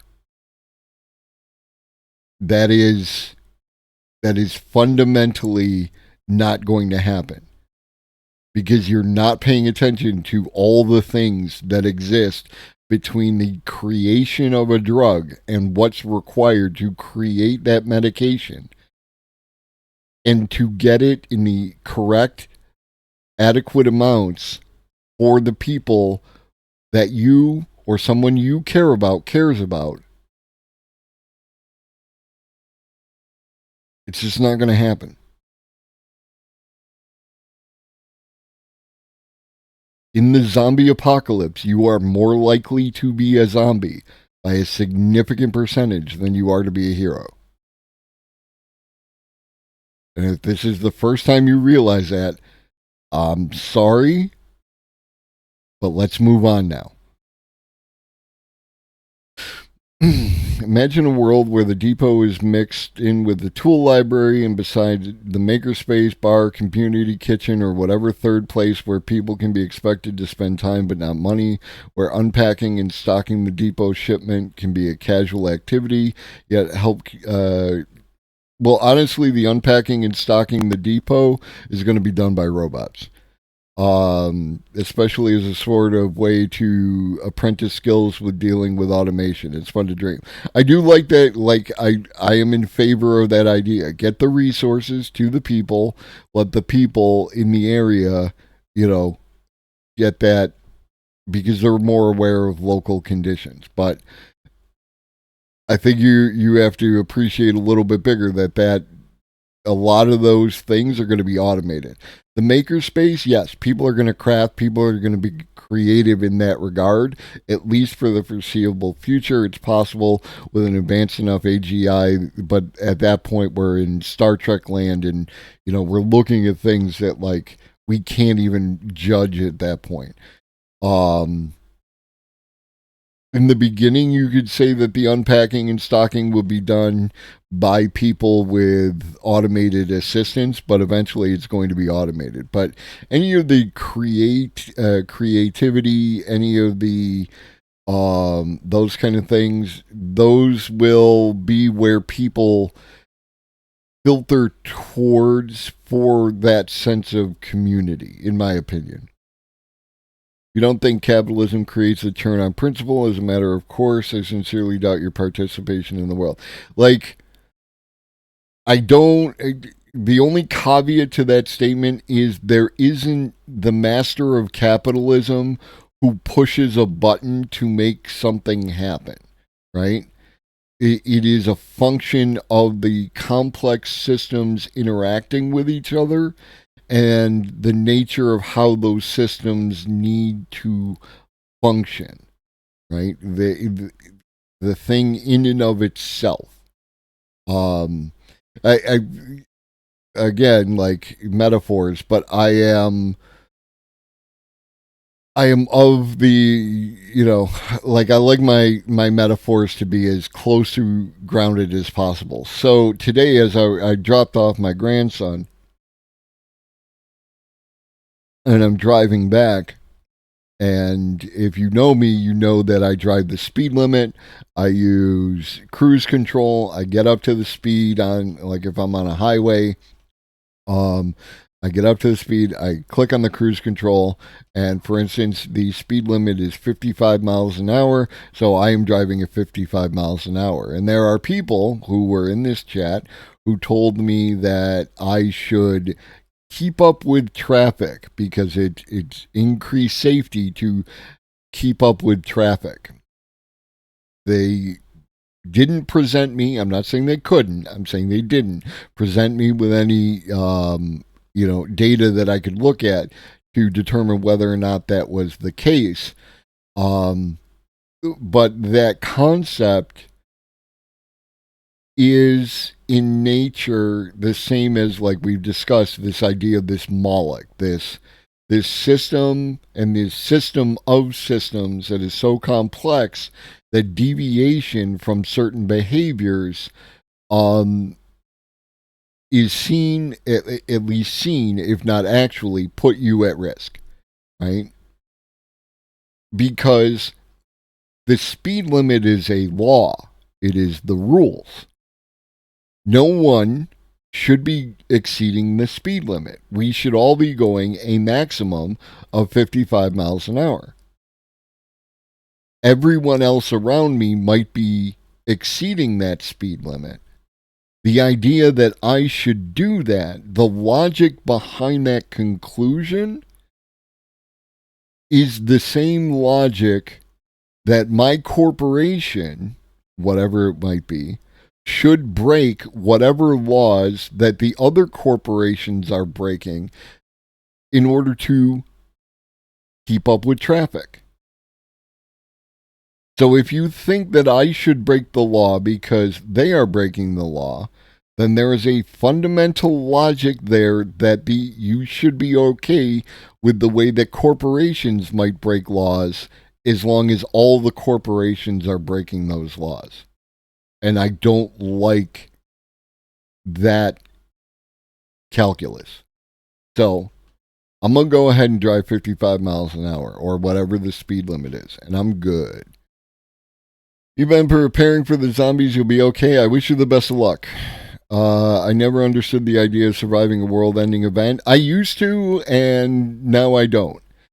God damn, my man is like, you got like 5 tags. You got the VIP, you got the subscriber, you got GLHF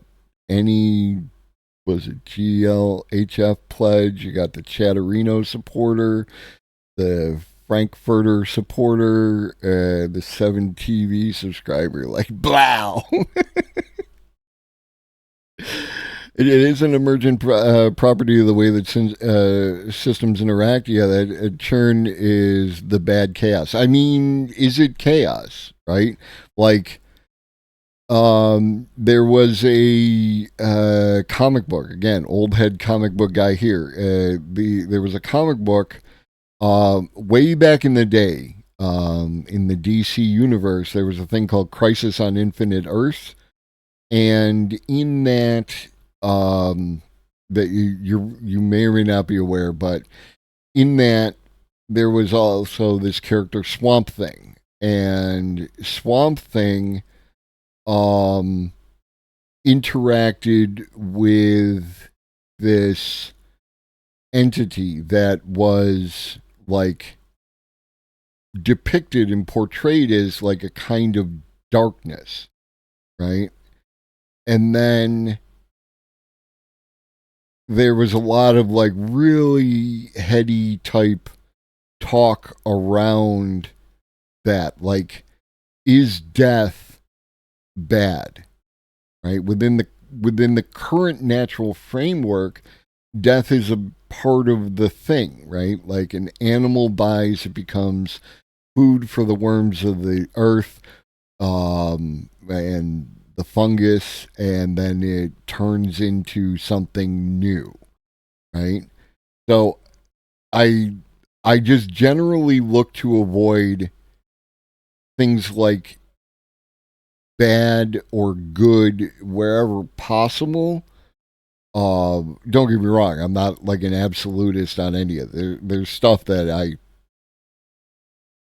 I will say, oh, that's fucking bad. But like, there are systems behaving in the way that the system dictates. And it's bad because of how it impacts you and people that you care about. If it impacts you in a positive way, then you would view that same system as good, right?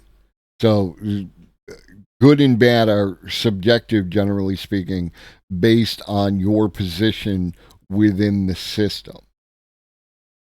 And the system is functioning according to its, general dictates. And therefore, like, I feel that we have to change the system. I do, like, my definition of good is every human being has access to all the things required to fulfill their basic needs. Because the alternative to that is that people have to die because their basic needs aren't being met, and someone gets to choose who gets to die. And if you have to think that way, there's something fundamentally wrong in my point of view. Like, whenever you get into an individual or a group or a system deciding that certain people have to die, that's when the weird shit happens. That's when the fuck shit happens. That's when you end up with all the things that we already know and we don't have to go into, right? So my opinion, my position, my statement of being is that we don't do that. I do not care about any arguments about anything if part of your argument has to do with that certain people should die. And if you push it onto, well, they just have to do this, you've already entered into that, and you're just obfuscating that you're okay with people dying. I'm just not okay with people dying.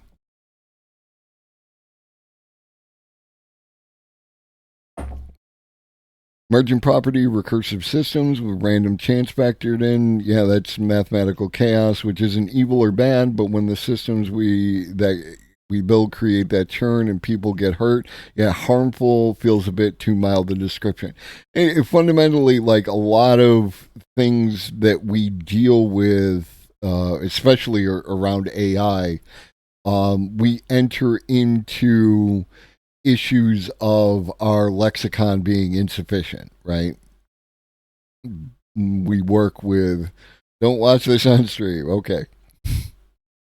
This video doesn't address the keeping up with traffic thing directly, but explains the differential speed and causing lane change opportunities that are the most dangerous aspect of highway driving.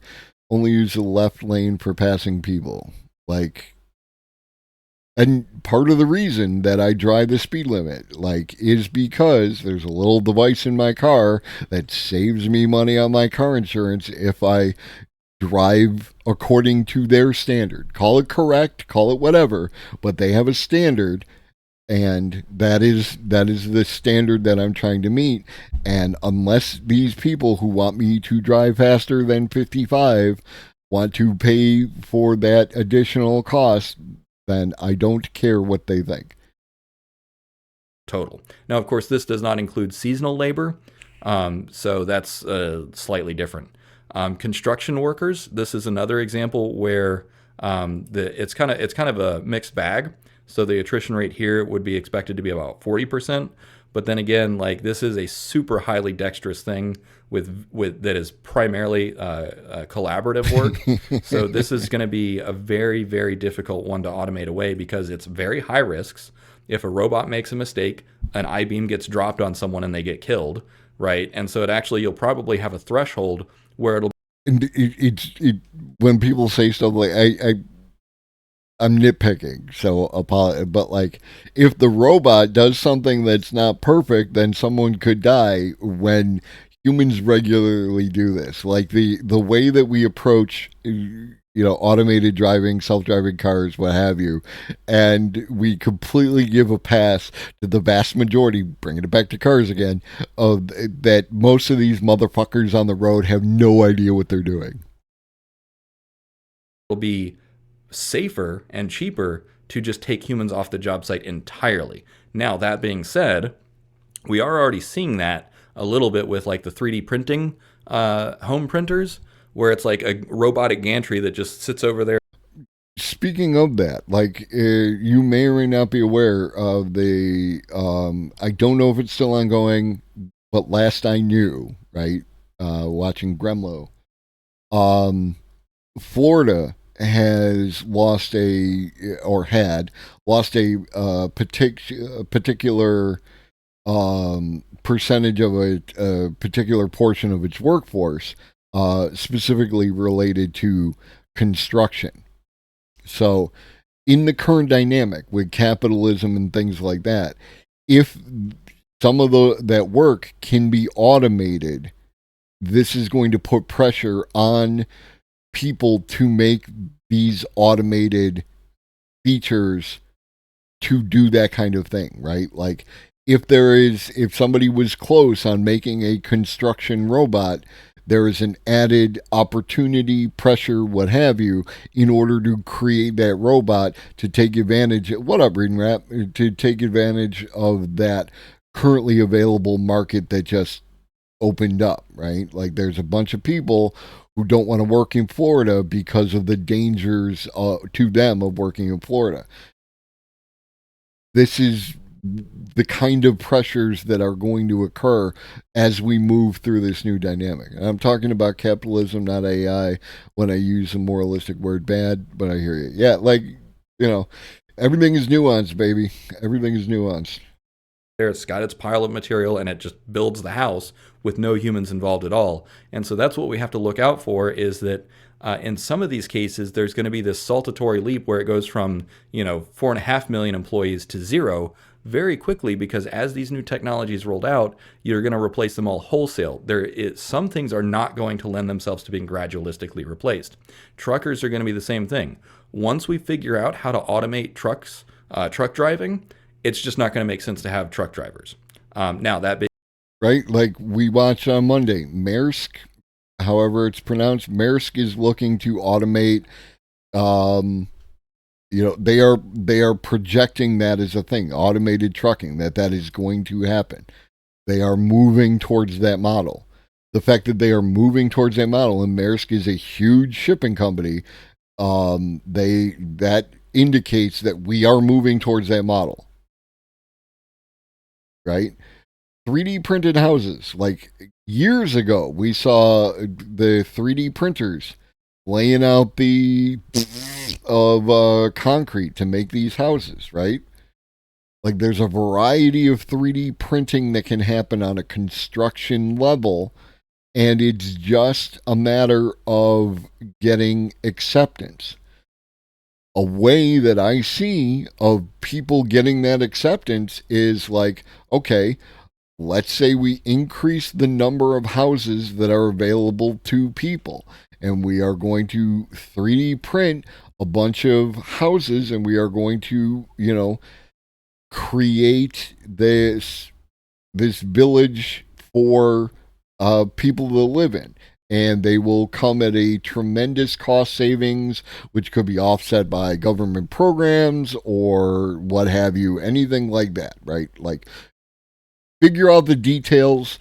It's possible. We would just have to do it.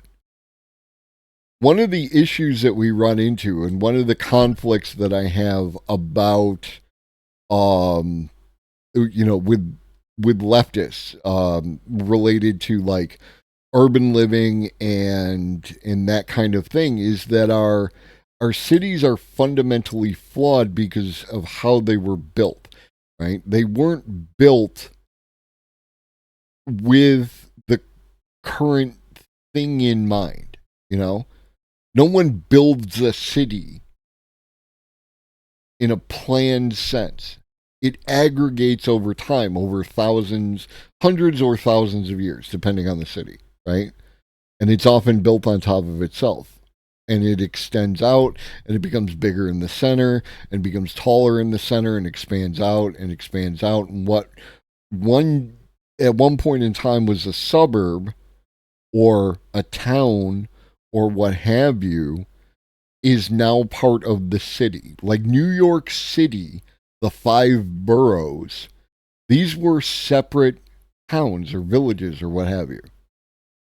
They were aggregated over time into New York City. Can you tell me that the people who built up the infrastructure, the stuff that you can't readily get access to, that all that is up to handling, additional people? If we were to take everyone and move them back into a city, right? Or move them into a city, anything like that. Like, could the infrastructure of a particular city handle that? You played City Skylines or Sim City or what have you? Is a city that you aggregate over time by just catering to the needs of the moment rather than having something that planned out from the get-go, is that the most effective city, the most efficient city? You don't have to respond. It's just something I want you to think about. Like, I don't know that our cities are capable of being the cities that my leftist brethren think they are, right?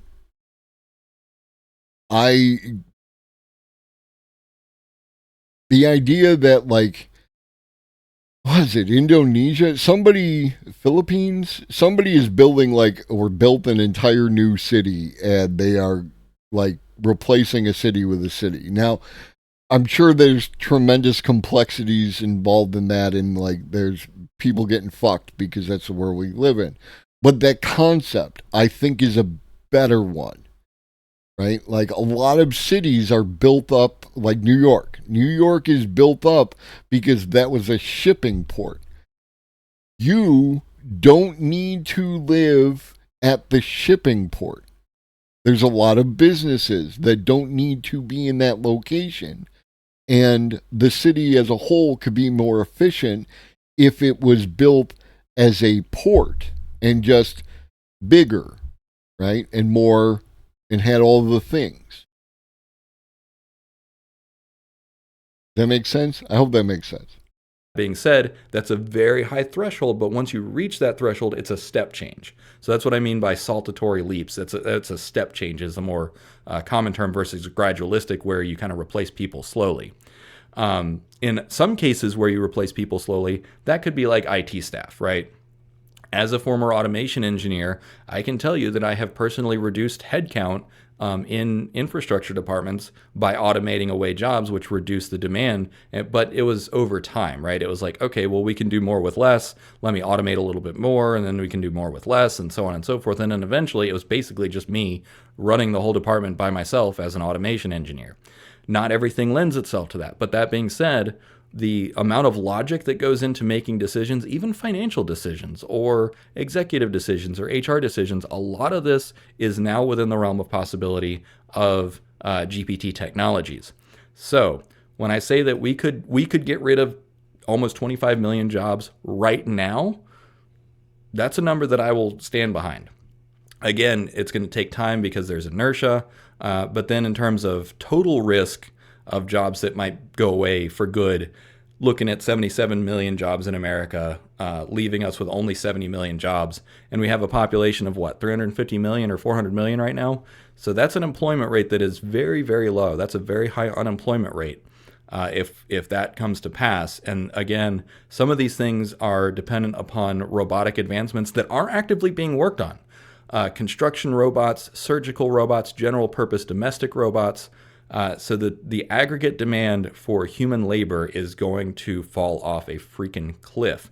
That being said, like, okay, what happens when you have 70 million people, which is less than a third of the Americans out there? Let's see, what is it? I don't remember the population, but let's say we have 380 million Americans right now, and we end up with only 70 million jobs. Oh wait, where's the invert? There we go. So that is that is only 18% of our current employment. So that means we'd be having an unemployment rate of about 82%. Yeah. So we go if we end up with an unemployment rate of 82%, that is not good. Based on current paradigms. And so when people say, oh, well, Dave, you keep advocating for universal basic income and that's socialism. Well, if only 1 out of 5 people have a job, we got to do something, right? It's that simple. Now, one thing that I wanted to point out is that people are like, well, where's the money going to come from? Well, where does money already come from? Money is created through minting money and giving loans to central banks. And who do the central banks give money to? They lend it out to other banks and corporations. That's where money comes down from. It doesn't come from the bottom up. Money is created at the center. And this is where we diverge.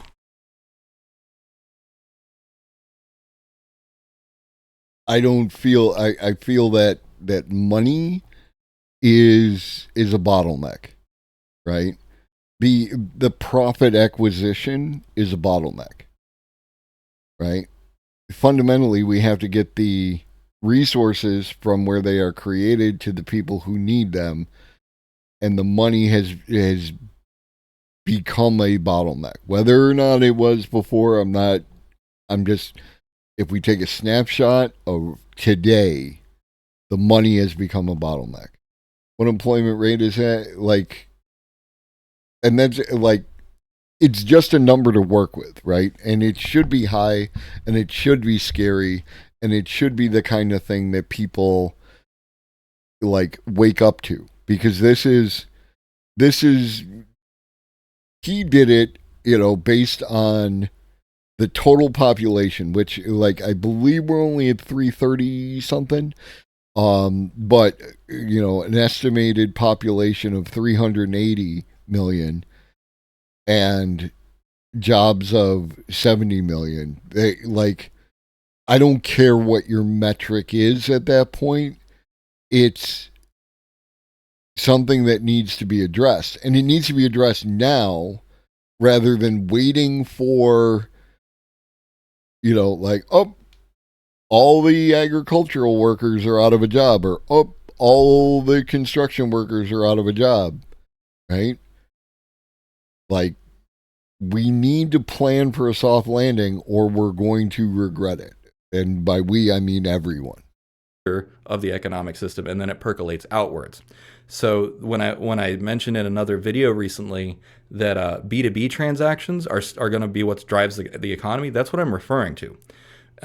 Because if a company lends money to another company or bank or whatever, and then they have goods and products and services, the aggregate consumer demand is only part of that equation.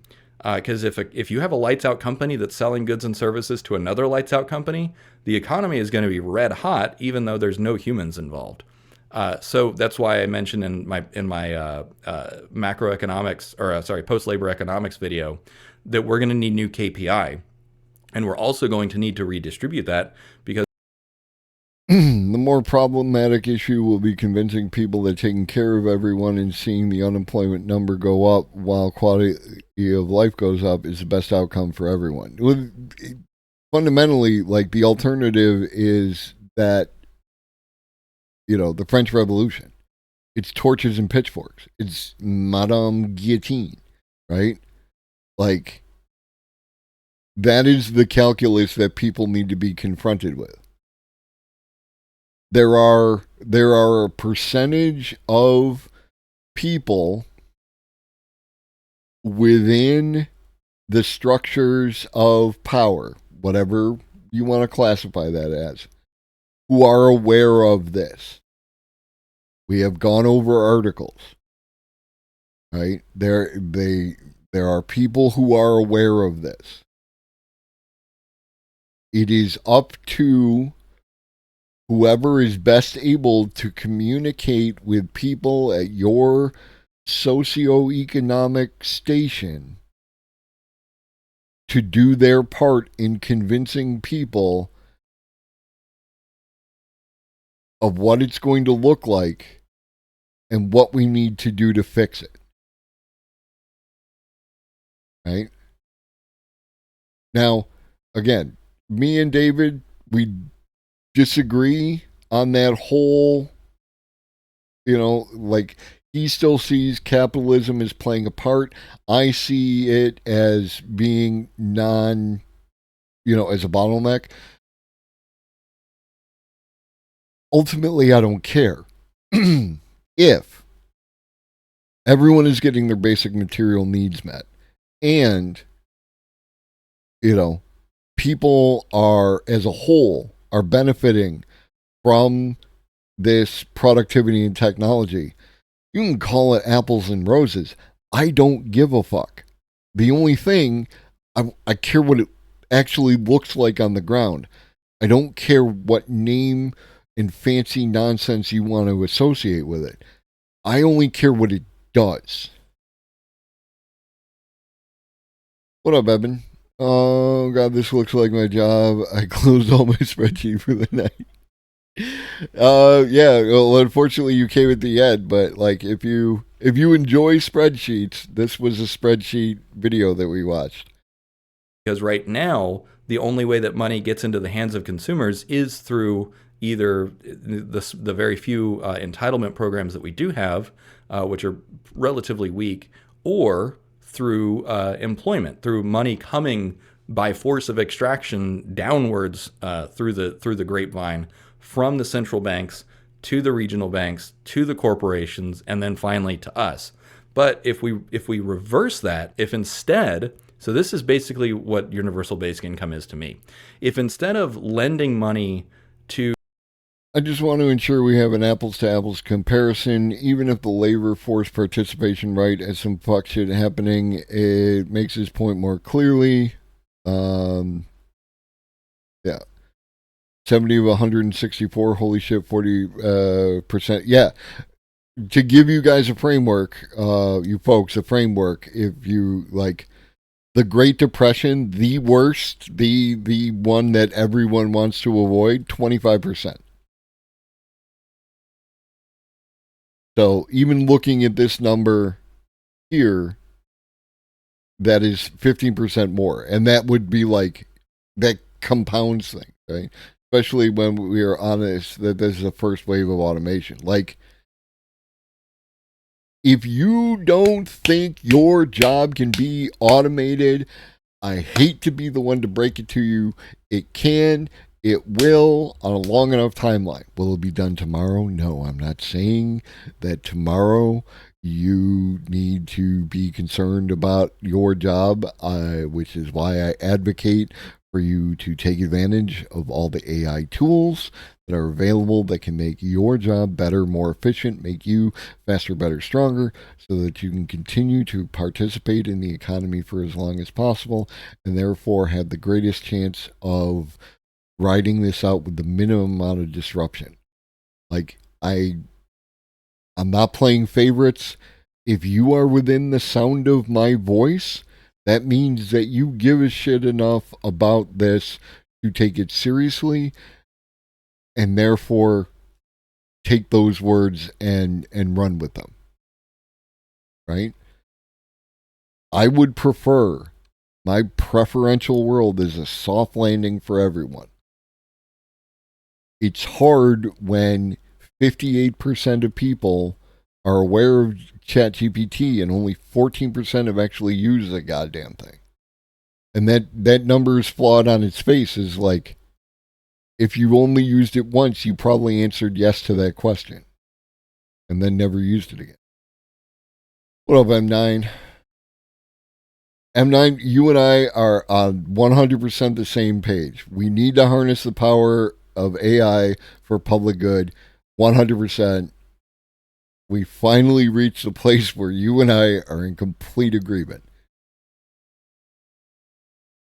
From the Federal Reserve to the central banks to the regional banks. What if we instead take about half of that and just give it, instead of lending it out to banks, we just give it to consumers? And you just flip the system on its head. And so then the total amount of economic change is pretty much identical. You're not printing any more money than you already were. Anyways, this is all very getting very abstract. Point is, there's a lot of change coming, and here's some numbers to back it up. Thanks for watching.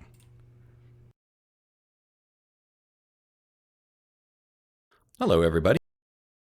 And again, like, he and I disagree on a bunch of things, but I really, really feel that the facts are still what the facts are.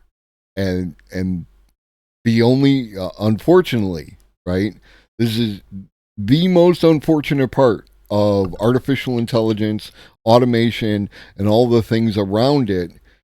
The biggest issue that's happening is that, in my opinion, right, the biggest issue that's happening, in my opinion, is that the only people talking about this are the capitalists, are the tech bros, whatever derision you want to, throw at them, right? There are not enough people who have more left-wing political ideals who are talking about this, who are participating in it, who are trying to understand it, who are trying to make it work for them, work for us as a whole, any of that, right? And there are a whole bunch of reasons why that is the case. What I'm telling you is that you can do different, right? Because I am acting as your example in that regard. ATS is acting as your example in that regard. Old Lobster is acting as your example in that regard, right? We have particular political leanings that would disagree with the economic political leanings of these people who are operating the system, but we are still interested, we are still using it, we are still participating. Will Amazon get its robotic warehouse before it burns through all of the eligible, healthy warehouse workers? I would tend to think possible, like maybe,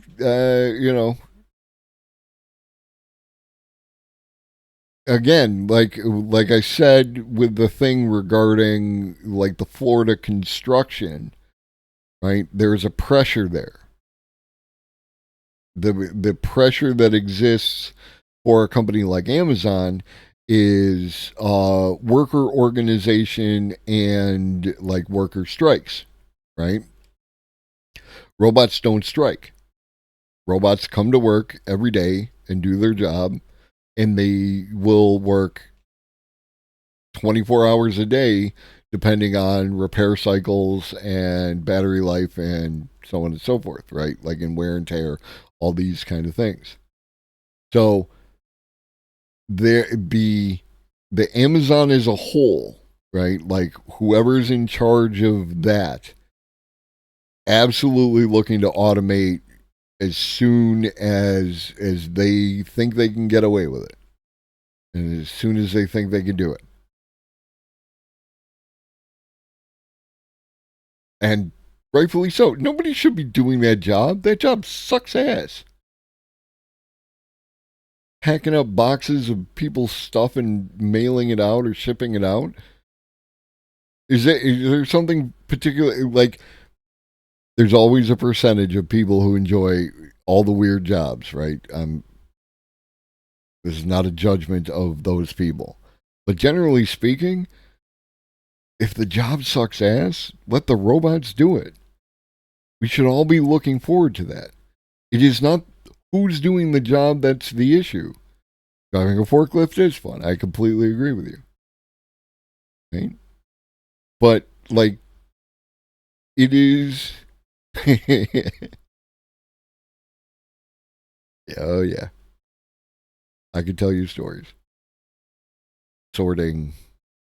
One of the things I used to do, like, big metal container with a sliding door on the front containing lug nuts of a particular type and pattern, and then you accidentally catch something because you push it too far forward and the door opens up, and then those lug nuts fall down into all the other containers, and now you're sorting through those containers to get the lug nuts back in the appropriate containers.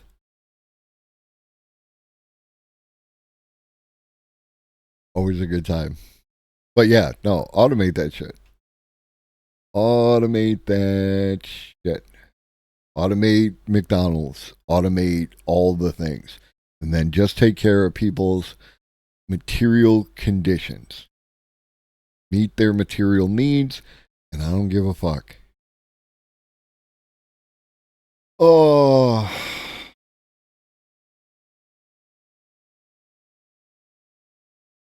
So I'm at a crossroads. The next video that I could and would want to get into is another long video from my man David Shapiro. It's more about the cyber socialism. I did advertise it as such. I just don't know if y'all are going to want to stick around for that.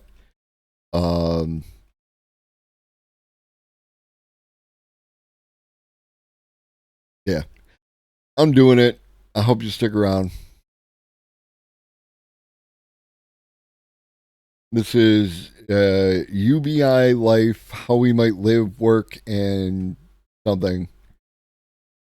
Yeah, no, I'm with you. Actually, what's going to happen after I'm done with stream is that I'm going to play Diablo with my friends, and I've considered streaming Diablo, but y'all definitely don't like video game streams, and like that. So I'm just gonna Diablo on my own time, such as it is.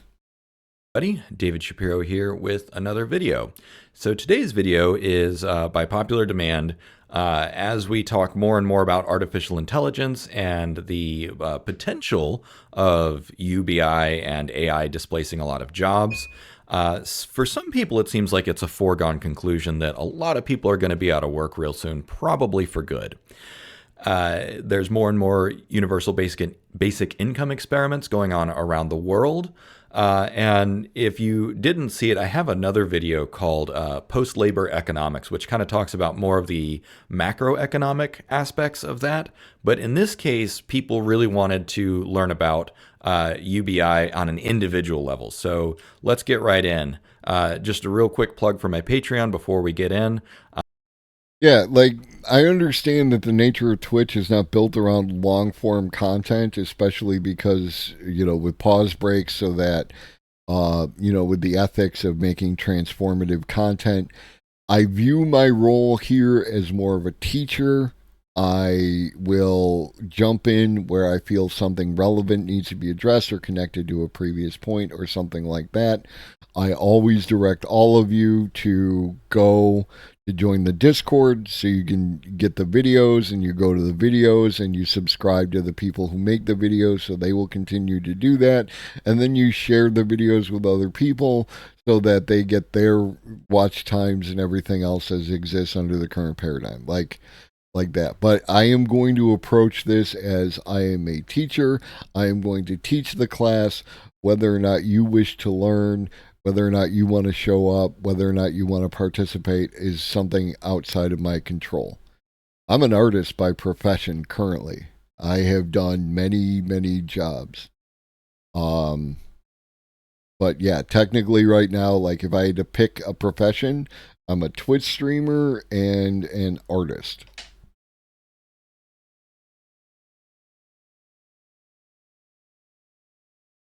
If you want to ask a more pointed question or like clarify something, I'm more than happy.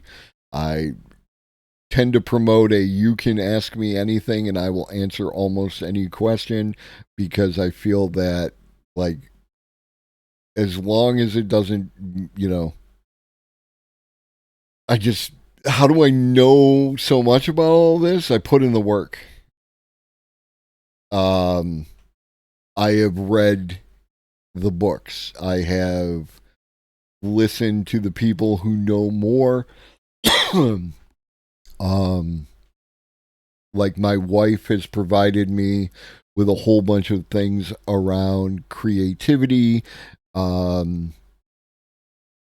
you call it? Not creative thinking. The other, the one begins with a C also.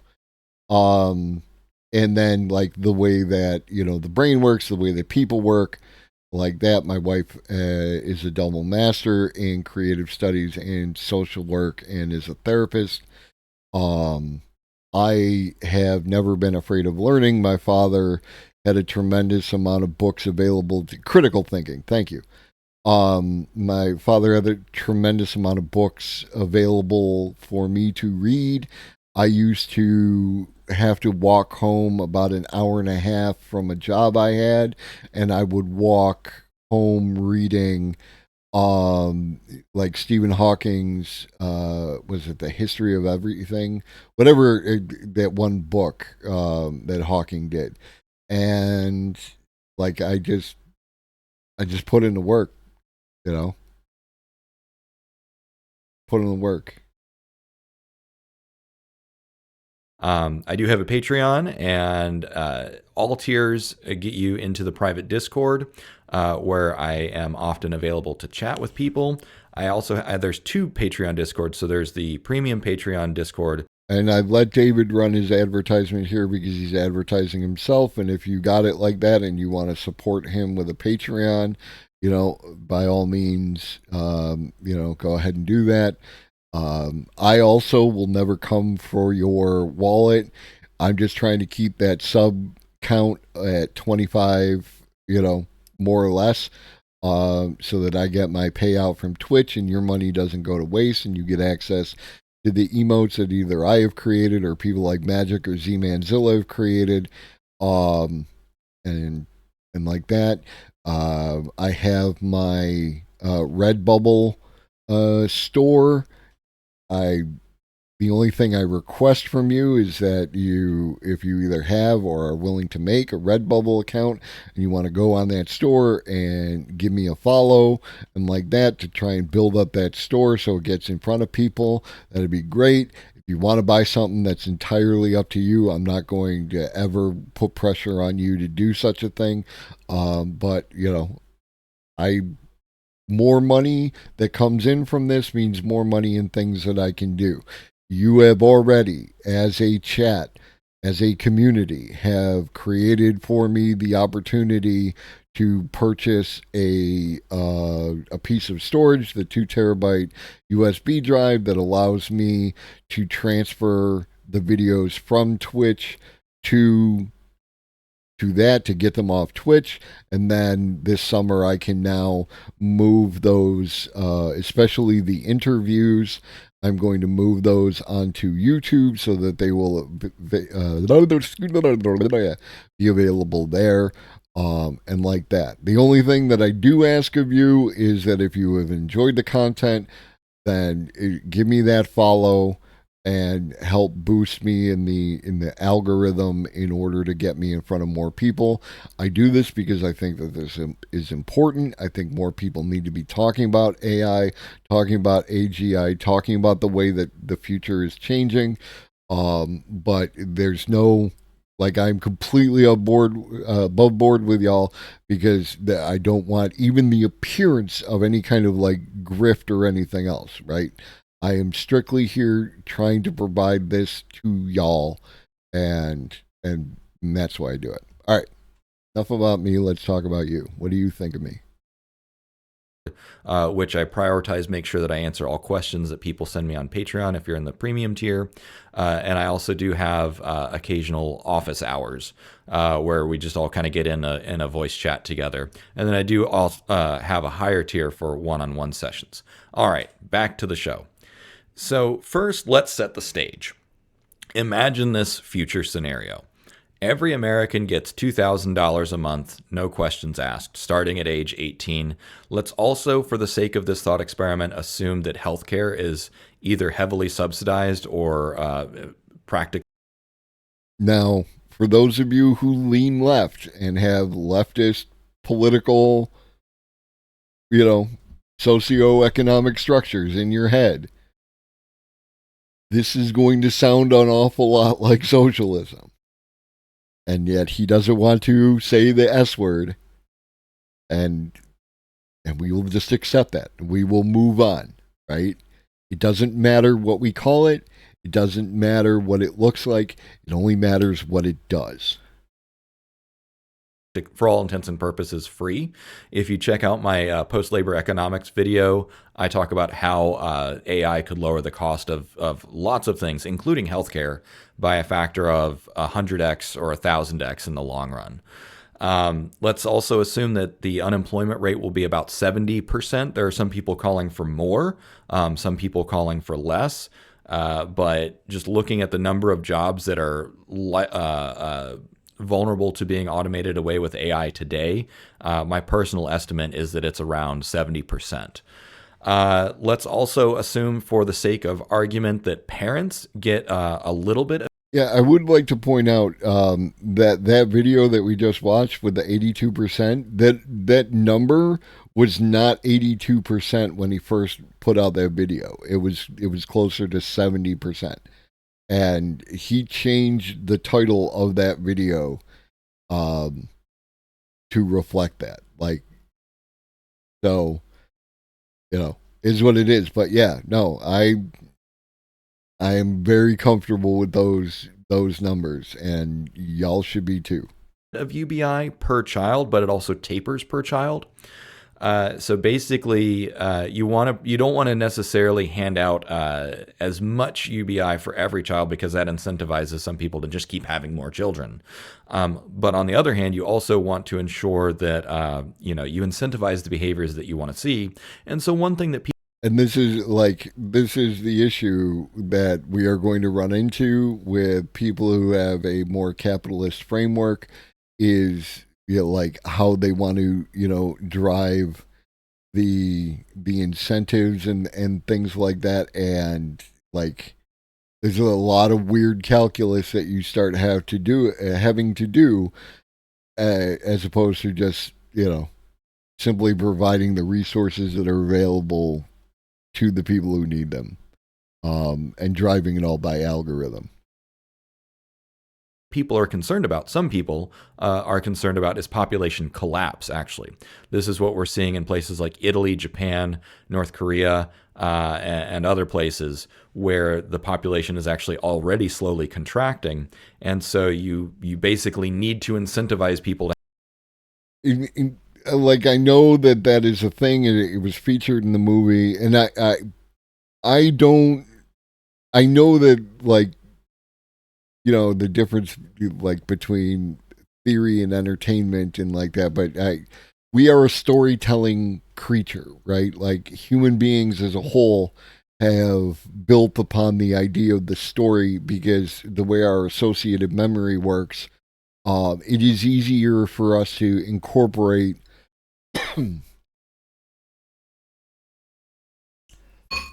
excuse me, concepts and morals and things like that when they're told in the form of a story, rather than just a sentence, or like that. Modes of behavior are more, are easier to pass on to other people when they're told in the form of a story. So this particular story is was it Elysium, and like that.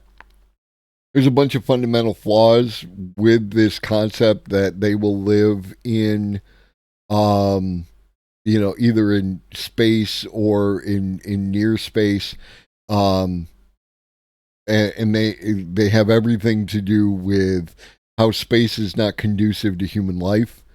Like there's currently billionaires out there setting up, to try and make space tourism a thing. I wish them the best of luck with that. It's going to be hilarious because there are certain biological functions of a human being that, like, people who have a tremendous amount of capital don't interact with the realities of, and a person like an astronaut is much more comfortable with. Like even like eating and things that happen to a human body by existing in space. There's just a whole bunch of things that space does not lend itself to human existence up there. So the idea that they are going to live in the space stations while we live down on the ground, I just find that dubious, right? Like it is more metaphorical than actually like practical. The other thing is that living in space is like if an individual uses an explosive device against a building on Earth, there is a certain amount of damage. If you use an explosive device on a satellite, there's much more damage, right? Like there's a bunch of practicalities that happen that I find the thing unlikely. The disparity between what we can prove and what we can expect. What can we prove? We watched him talk about 70 million jobs gone. That's 40% unemployment suddenly being natural, where there is no system to employ them. Knock-on effects and various mathematically chaotic effects push it much higher. Yeah, like this is just what you can demonstrate like with raw numbers, right? And like he took that into his his presentation. He was like, I'm just using the information. It's an interesting thought experiment and like that. But yeah, like when things get more granular and you start looking at the actual practicalities of the way things work, you're not wrong. Like people don't think about the additional jobs that get lost when a particular type of job goes out of fashion or a particular business goes under, and all those knock-on effects. So you're 100% on that. I never played Chrono Trigger, but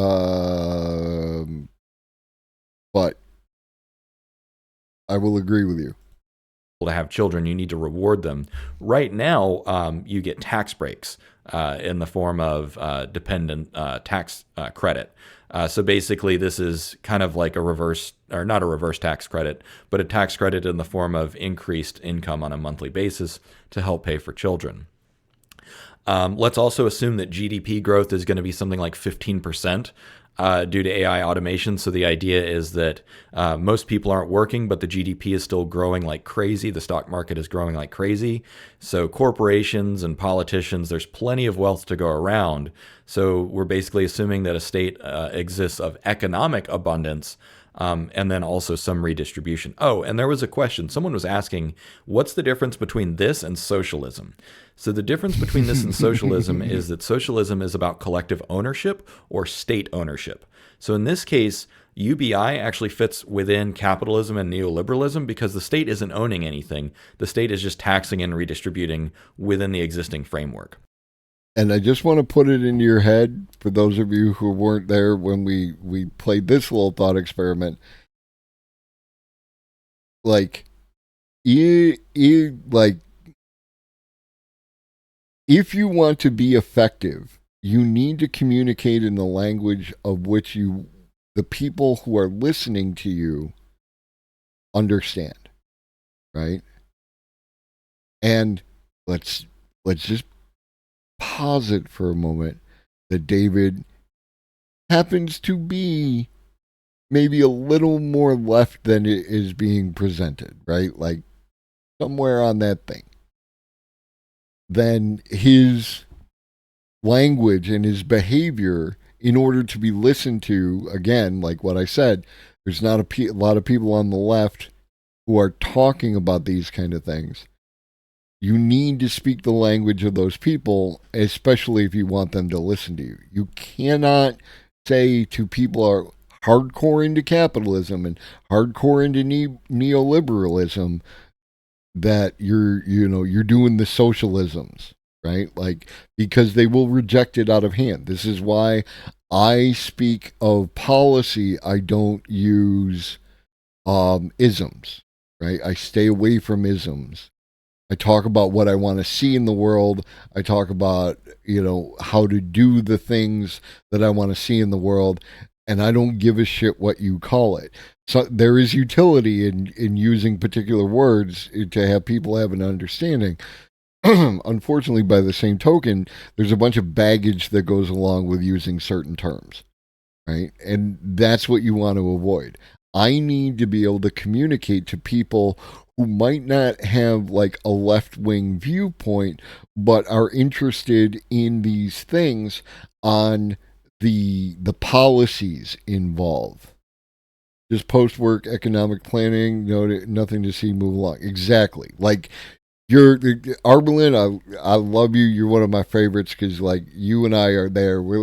If our lexicon doesn't work, we will change the goddamn lexicon.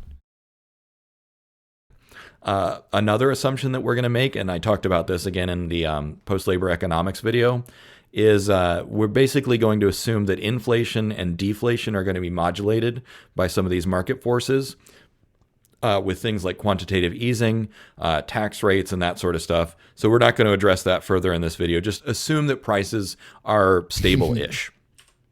Okay, so absolute, just right off the bat, let's talk about budgeting. You get $2,000 a month, no further questions asked. The first thing that everyone's thinking. Yeah, and I don't want to blow up his spot like too much. I doubt that David will ever see my video, and I doubt any of David's audience that he is speaking to and getting to move along will watch my videos. But like, I'm not saying that David is like, I'm saying that David is what David says David is, right? Like that's my thing. Thinking is the rent is still way too damn high for this. My mortgage payment, which is, I bought this house almost 10 years ago. So before things went absolutely insane, my mortgage payment is about $1,200 a month, which is pretty good. But that being said, the lowest mortgage payment I ever had was $325 a month. And what I need y'all to do, all my lefties in the audience, what I need y'all to do is just not knee-jerk reaction to the words that he's using, but look at the policies that he is advocating for. Right? That is the important thing. What is number 2 on the list that he's going to get to? For a $65,000 apartment. So it can be done. Obviously, as demand goes up in certain areas, the prices also go up. But point being is that for most people, that's just, these numbers probably sound completely ridiculous. Like, it's not going to happen again because, again, 10 years ago, the economy has changed a lot. Inflation, supply and demand has changed. We're facing housing crunches and recessions and all that kind of stuff. So again, it's like, everyone's heard like, someone from our parents or grandparents' age, like, I put a, family through college on, a cashier's salary. Believe me, I am aware that economics change over time. We will address the housing thing in just a minute. I'm just kind of setting the stage as to saying, okay, we need to figure out a way to get housing into $600 a month or so for everyone. Cars are another huge, huge expense for Americans. So these are the 2 biggest expenses for most people. So, for instance, I have friends that their car payment is $600 or $700 a month. That's insane. So you combine that with, let's say I had a $600 car payment on top of a $1,200 mortgage. That's $1,800 a month, leaving $200 a month for everything else. That's not going to fly. That's not going to work. Now, that being said, if we can get rent or mortgage is back down to $600 a month for most people. That leaves $1,400, and if we can get rid of cars, that leaves about $1,400 a month for everything else. And also remember, in this hypothetical scenario, healthcare is highly subsidized or functionally free for most people. Okay, so housing, biggest expense. Let's talk about housing first, because if we can get that under control, the whole UBI thing looks a lot more sustainable and feasible for most people. So the first thing is downsizing. A lot of people are already downsizing. Tiny houses are all the rage right now. Katrina cottages, that kind of kickstarted it, because after Hurricane Katrina, actually what happened was a few... Now, there is some of this that, like, you know, feels questionable on its face. There is some of it that seems appealing on its face, right? Like, especially once you start dropping things like micro apartments, you know, things can get a little weird. But again, we are going to, it's a thing that my wife taught me. It's called deferring judgment, right? We are going to hear someone out, and we are going to defer judgment, and we are going to work with, you know, the thing. My understanding from some other things that I've seen and read and watched is that there is a minimum square footage that is conducive to good mental health. Whatever that number is, I can't recall what it is offhand. It might be like 800 square feet. There is a number. There is some kind of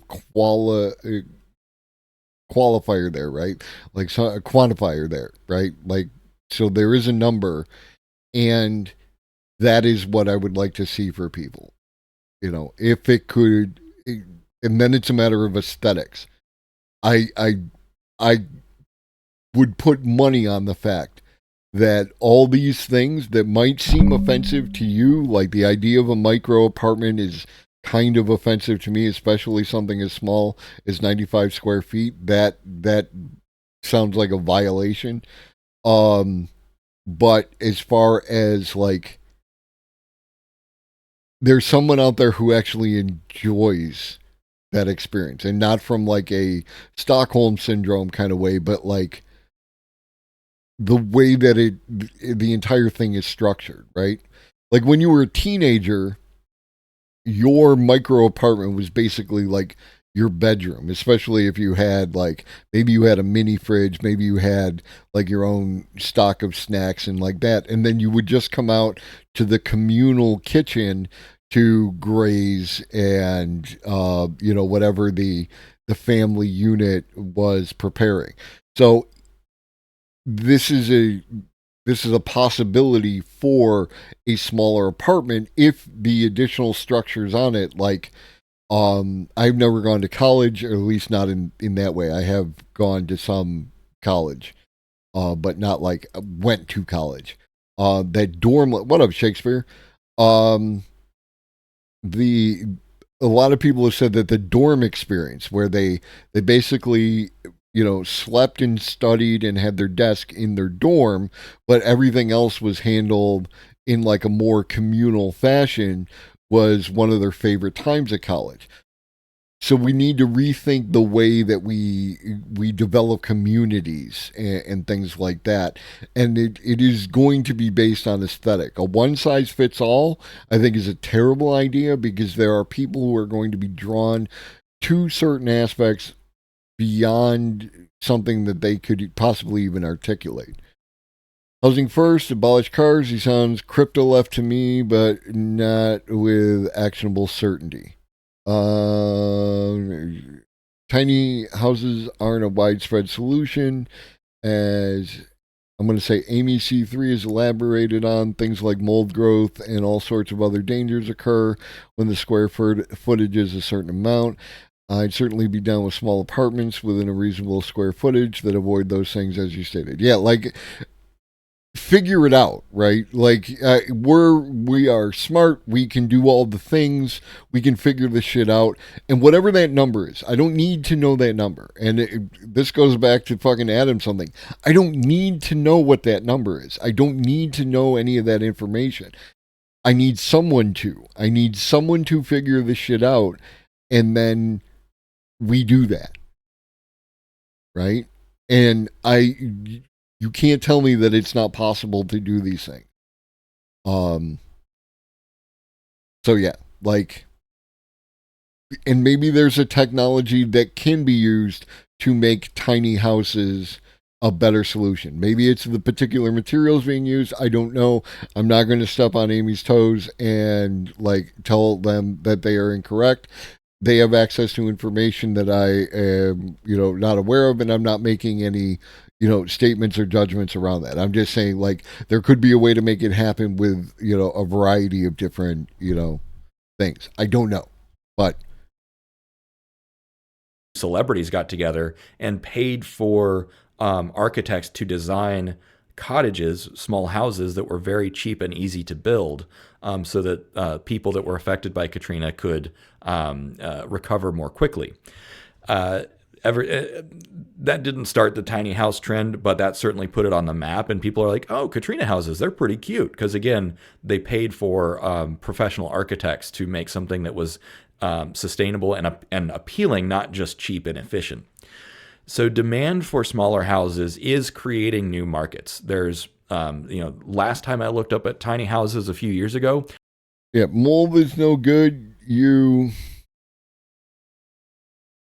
like, I don't know what your square footage is. I don't want to comment on any of the those kind of things. There are options, like if you're getting mold in your or on your walls, it depends on where it is and like that, whether or not you have the option to paint. Mold is not something that you can be subjected to, so it's something that your landlord, what have you, should be taking care of. If they are not, for whatever reason, you can, but they're okay with you painting. There are a variety of like mold resistant paints. There are certain primers that have mold killers within them. And then if you paint the walls with a like a semi-gloss or a gloss, then the mold might form. If the mold continues to form, should form only on the surface and be able to wash down. Bathroom above the shower. That's usually related to inadequate ventilation. So there should be a bathroom fan. If there's not a bathroom fan, then what you want to do is, try to shower with the door open and run a fan to blow the humidity out of the bathroom to keep it dry. But yeah, that you look for if you can paint, look for a mold killing primer. Zinsser sells one, and Kilz sells one, Kilz. And then you can just paint the surface where the mold is showing up, and it should solve the problem. And if you, like, again, if your landlord doesn't want you to do it, and you go ahead and paint it, just make sure you have a record, and that should probably protect you in that regard. Personally, I like the idea of tiny houses, as I've had a sort of affinity for small places. It caters itself, especially if you live a low clutter lifestyle.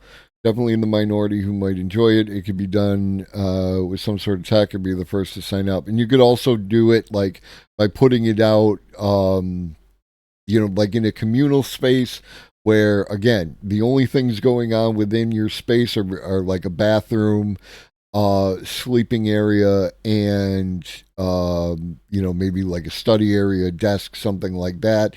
Maybe you have a small fridge, maybe you have a small stove, or you could have a communal space. There's a variety of different things, but it requires looking at all the things.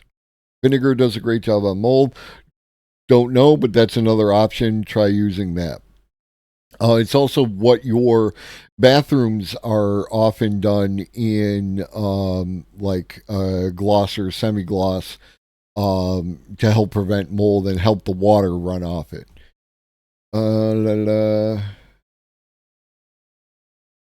Yeah, the vent does. Is there a vent in, like, where you can turn on the fan to blow out? You can always nuke it from orbit. Some of these desiccants are going to help, but there's sort of band-aid solution compared to adequate ventilation. What up, Lucian? And yeah. There were not a whole lot of options. Now there are tiny house kits, there are prefabs, there are all kinds of stuff. Some of the cheapest DIY, like livable tiny houses that I could find, were around $4,000.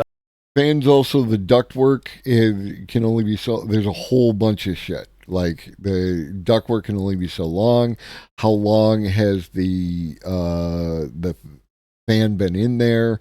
They could fill up with lint and dust and things like that. So there's a bunch of. But I don't want to. We've already have, but I'm just saying that you might have options. Don't think that you don't have options, but don't live with mold. Mold is terrible for you. Which is much, much more efficient than, a $200,000 house or a $400,000 house. You can also get pre-built for around $12K, and that's, starting price. You can spend up to $200K on a prefab tiny house, which is still cheaper than, a $500,000 suburban house. One of the biggest problems with tiny houses is that regulations and zoning laws need to be updated. In many municipalities and jurisdictions, a tiny house is not allowed to be the primary residence. You can have what's called an auxiliary dwelling unit in many places, which is basically you can put a tiny house in your backyard, but then you need a regular full-sized house.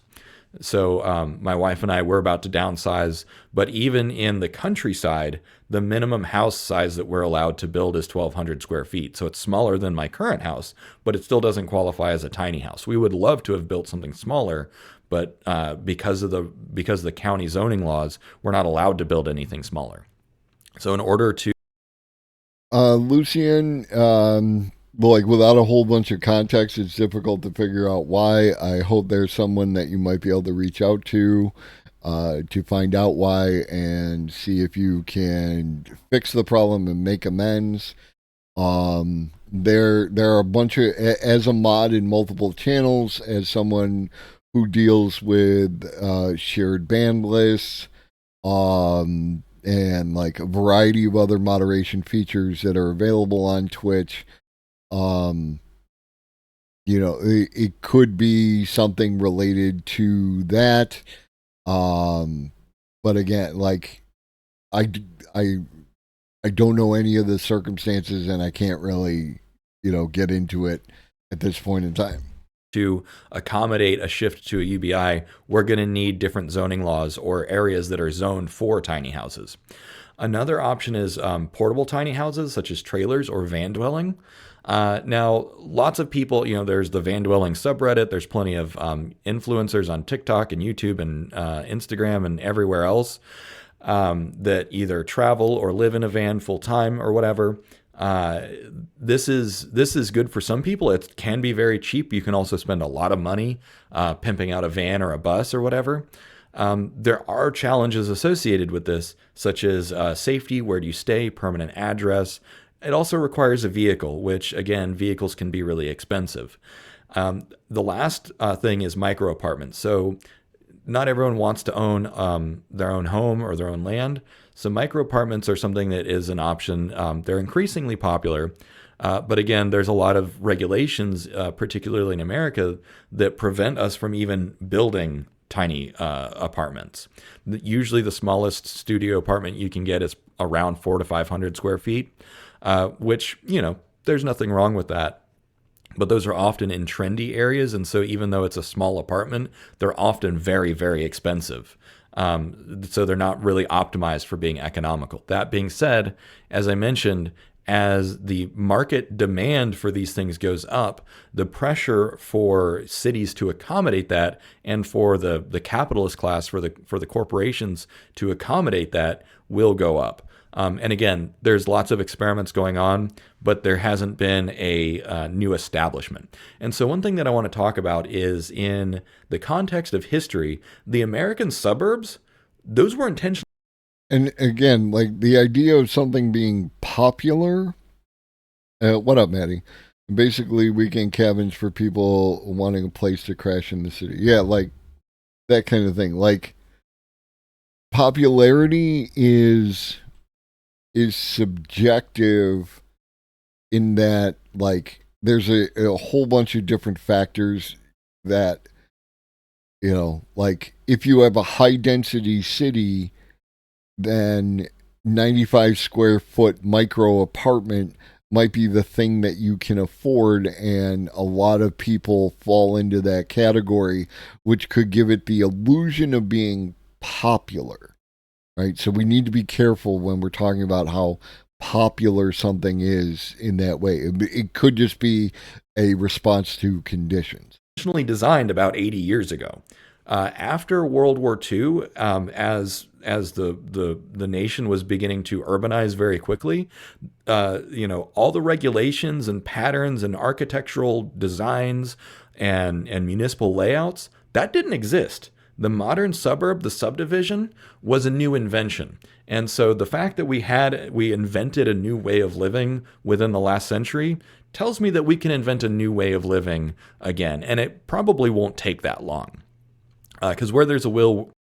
There's also, like, two things within that are, one, as, like, the idea of remote working. I know that there are CEOs who have a problem with remote working, but fuck them. But, like, if you can work remotely, then your ability to live in a more affordable area increases in the short term. And then as more things become automated and we lean into, this kind of thing, you can more, again, live where you have a more aesthetic enjoyment. If we then also compensate people in some fashion for their ability to be geographically mobile, like the idea of people being able to move where that is, like, there used to be a thing, like, back in, you see it in, like, Western movies where they send somebody who's got, like, tuberculosis or whatever out to the desert because the drier air is better for their tuberculosis or whatever. There are, like, I enjoy the summer. I don't care if it gets hot and humid. I could live in a more hot and humid, consistent environment than other people might be able to. There are other people who want a colder environment. So there's a variety of different things that only our current systems require us to be in certain places and things like that, which, again, we get rid of the more things can be done remotely or the more things can be automated. There's a way. And certainly necessity is the mother of all invention, and we will need to figure out alternative ways of living that are not centered on the American suburb. Another option other than downsizing is combining households. So this is called co-living or co-housing. There are successful co-housing and co-living things around the world. In America, they're usually actually more expensive because of construction costs, regulations, red tape, so on and so forth. In many cases, particularly if you look on Reddit under the co-housing and co-living subreddits, there are plenty of horror stories of very, very dangerous, manipulative people building these communities. So I want to urge caution before you get involved in any of those kinds of things. Now, that being said, there are successful examples in America, but there are more successful examples around the world, particularly in Europe in various places. And culturally, we as Americans especially need to be open to certain, things that work culturally in other places. Now, we always have to remember that the reason something works better, like the idea of Ubuntu and it takes a village and that kind of stuff, is that there is it's the entirety of the thing, right? Like, it's the entirety of the structure. It is not like you can just take something that works in one place and pull it out and drop it in another place and it will just work. It is all the things around it. It is a complex system, but we can look to other places and incorporate these ideas in the way that we behave. And like I said, with the the communal living of the college dorm, if that is your fancy. There's eco villages, which are focused on sustainability. They're basically like co-op farms, essentially. Now, that being said, there's a lot of rising trends around co-living in conventional houses. You don't necessarily need a special village or a special structure, right? Because that's where the red tape and regulation and excess cost comes in. What a lot of people do is actually just combine finances and live in a larger house. And so there's a trend that started a few years ago called mommunes. Roommates. And there's actually services that can help single moms find each other to join forces, band together, and combine households. Obviously, not everyone is a single mother, so that model doesn't work for everyone. But, put it this way. Some of my friends in my 20s, they got together and rented a large house. And so having 2 or 3 couples living together, or even just a few friends, 3, 4, 5 friends living together, if you combine those incomes and you end up with $8,000 or $12,000 per month guaranteed income from universal basic income from combining households, you can afford a pretty nice house for that. And so this is a pretty simple model. But what I will say is that finding the right people can be challenging. Certainly, there are plenty of cases of people having gotten stuck with toxic roommates or destructive partners or whatever, and getting trapped in those situations. So we will need to keep in mind that some people are going to be better and safer living on their own. Certainly, plenty of people want to live that way. But that being said, the social advantages that come from joining forces and banding together, of course, we're on the tail end of the pandemic, in which case a lot of people actually were kind of forced into that situation. We created our little survival groups, right? It was like The Walking Dead. You band together. So anyways, whether you downsize or join forces or a little bit of both, those are ways that you can drastically reduce housing costs here in America. Again, the biggest thing is that, particularly on the downsizing, we need to update our zoning laws and regulations to accommodate this. But I have no doubt that the pressure from people to do this will kind of force the government's hand. All right, so transportation. I mentioned, cars are really expensive, and America is a car culture. So how do we reduce transportation costs? The first thing is walkable cities. So most cities, I don't know about most, but many cities in Europe were designed and built and founded long before cars. And so because of that, walkability is kind of intrinsic to a lot of European cities. However, a lot of American cities were designed and built with cars in mind. And so because of that, a lot of American cities are designed around the car. They actually prioritize and privilege cars over pedestrians, which is super, super problematic. Now, that being said, there are literally dozens of major projects going on around the world to experiment with new walkable cities. And then, of course, there are hundreds, if not thousands, of smaller experiments, of like urban revitalization. The cities near where I live, all up and down the East Coast in the South, they're building walkable areas. Maybe not the entire city is walkable, but some of it is walkable. And so this focus on green spaces and walkability is rising. There's a couple of YouTube channels I want to recommend. One is City Beautiful, and the other is Not Just Bikes. These are really great channels. They're really informative, and they will point out all of the things wrong with American cities, the things that some American cities get right. That'll compare American cities with European and Asian cities as well. But for instance, I've been to Paris, and I was surprised at such a sprawling city. I was at the cathedral on the hill, Sacré-Cœur, which means Sacred Heart, and I know I didn't say it with the right accent. But it's literally Paris to the horizon. You cannot see outside of the city from the middle of the city. But you don't need a car in Paris. It's wild. And like as an American, that was the first time I had been, one, in a city that big, but two, in a fully walkable city. Some of the metros were fully automated, which was really cool because you could go all the way up to the front and look out the front windows. There's buses, there's light rail, and then of course, they have the TGV, which is the high speed rail to get outside of the city. Anyways, point being is that there are lots of these experiments going on. And so for people that want to stay living inside of a city, if you combine those micro apartments or those co-living situations with walkability, that will drastically reduce cost of living for many people. It will take some time to build this. Right. Like,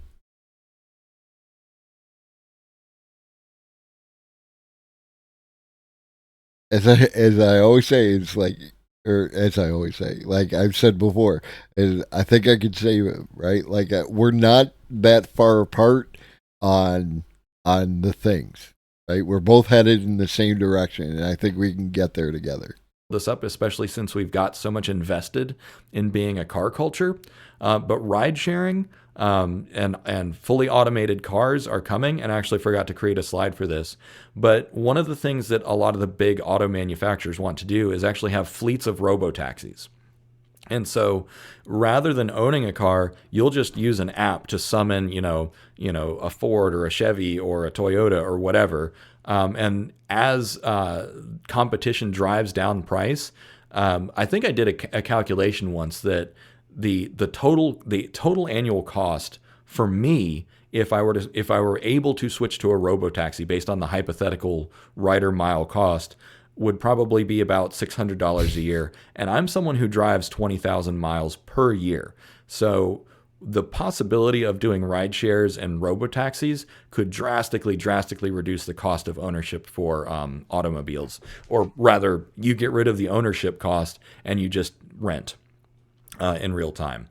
Another thing is, if you don't want to live in the city, because I sure as heck don't want to live in the city, I am not a city boy, I'm a country boy, is what I call coaster villages. And these are starting to pop up. They're often just called like tiny house communities or RV communities or whatever. But again, this is one of the things where zoning laws need to be updated. But fortunately, these experiments are going. But basically, think of the Shire, think of Hobbiton, but instead of underground houses, it's tiny houses and Katrina cottages and there are, just for anyone interested in the Hobbit lifestyle, there are advantages to a house that's underground, right? In both heating and cooling costs, and things like that. So it is not unreasonable to want a Hobbit house, and fuck anybody who tells you otherwise, because there are serious advantages to doing it the way the Hobbits do. Tag along kind of trailers. Basically, what I anticipate is going to happen is that in cheap rural land, a lot of that land is going to end up being used for very, very small, planned, nearly self-sufficient, not necessarily fully self-sufficient. I'm not saying an eco-village, but rather than having these things planned around cars and subdivisions, it'll be planned around sustainability. And so what I mean by coaster is someone who decides, you know what, I'm just going to coast on UBI. I'm going to be happy with that. But I also want to live in the countryside. You will need things like HOAs because, good regulations and good agreements make good neighbors. And so you will need stuff like HOAs still in some of these places, but the total cost of living there is going to be much, much lower. Because imagine if your plot of land... Again, I don't know that we need an HOA as much as we need, like, there needs to be a certain kind of consensus around things until people become the future people, right? Like, where our behaviors naturally will change over time. It's like he mentioned earlier with people setting up these like multi, either family or group communities, and then that particular person being like, very manipulative. There's a whole bunch of structural issues that play into that. as you create things like accessible healthcare and accessible mental health care and the ability to move, right? Where people won't feel trapped in their current location because they have the option to move. It will gradually weed out those behaviors. Yeah, and the more you can talk to your neighbors, that has certain advantages, like the give and take that I have with my neighbor. Um, like politically, we couldn't be more different, but I tend to cut him a fair amount of slack on listening to Tom McDonald of all goddamn things, or Foji, whatever, Formaggio Blow, um, because my man hooks me up with cannabis plants, and it's legal to grow here, so there's no issue. But he hooks me up with extra plants that I can grow, and I don't, talk about his incredibly poor taste in music. Land and your tiny house is about $40,000 total, right? The mortgage payment on that is going to be like $80 a month or something like that. Well, let's say $200 a month. You can afford that. That's going to be a tenth of your monthly $2,000 income. So between these two possibilities, walkable cities for those who want the urban living and tiny house villages out in the countryside, we can probably accommodate a lot of people very efficiently and very cheaply. Okay, cool. So I think, and also another advantage of these coastal villages is you don't necessarily need a car. If you live like Bilbo Baggins and Frodo, you just walk to your neighbors. It's a tiny little village. All right. Now, one thing that a lot of people ask is, okay, yeah, but what if I still want more money? What if I'm willing to work? What if I'm able to work? What are the options going to be so that I can still, make some money and get by? So after doing a lot of research, one thing that I found is that local goods and services, there's going to be a lot of these that are going to stick around. And this is because even if a robot can do it, these are things that you still prefer a human to do, and that most humans will be willing to pay another human to do. So the first category is the health and wellness stuff. So this includes fitness coaches, personal trainers, massage therapists, that sort of stuff. These are the kind of things that require a human touch or human empathy, or at least those are highly preferable. So this will be things like barbers and dentists and massage therapists, that sort of thing. Education, tutoring, mentoring, and coaching.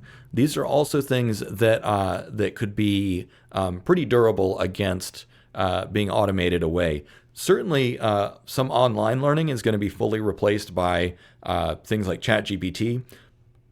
Excuse me. Many students are already using ChatGPT for learning and mentoring and tutoring. And certainly, even I use that if there's something that I want to learn about. It is one of the best teaching resources out there because it's interactive. Now, that being said, there are still going to be plenty of classes and skills that are going to be better taught by a human because a human has the same abilities and capacities that you do. So say, for instance, you go to a painting class or a cooking class or a carpentry class. Those are the kinds of things that you will prefer to pay for a human just for the experience of being with other people, right?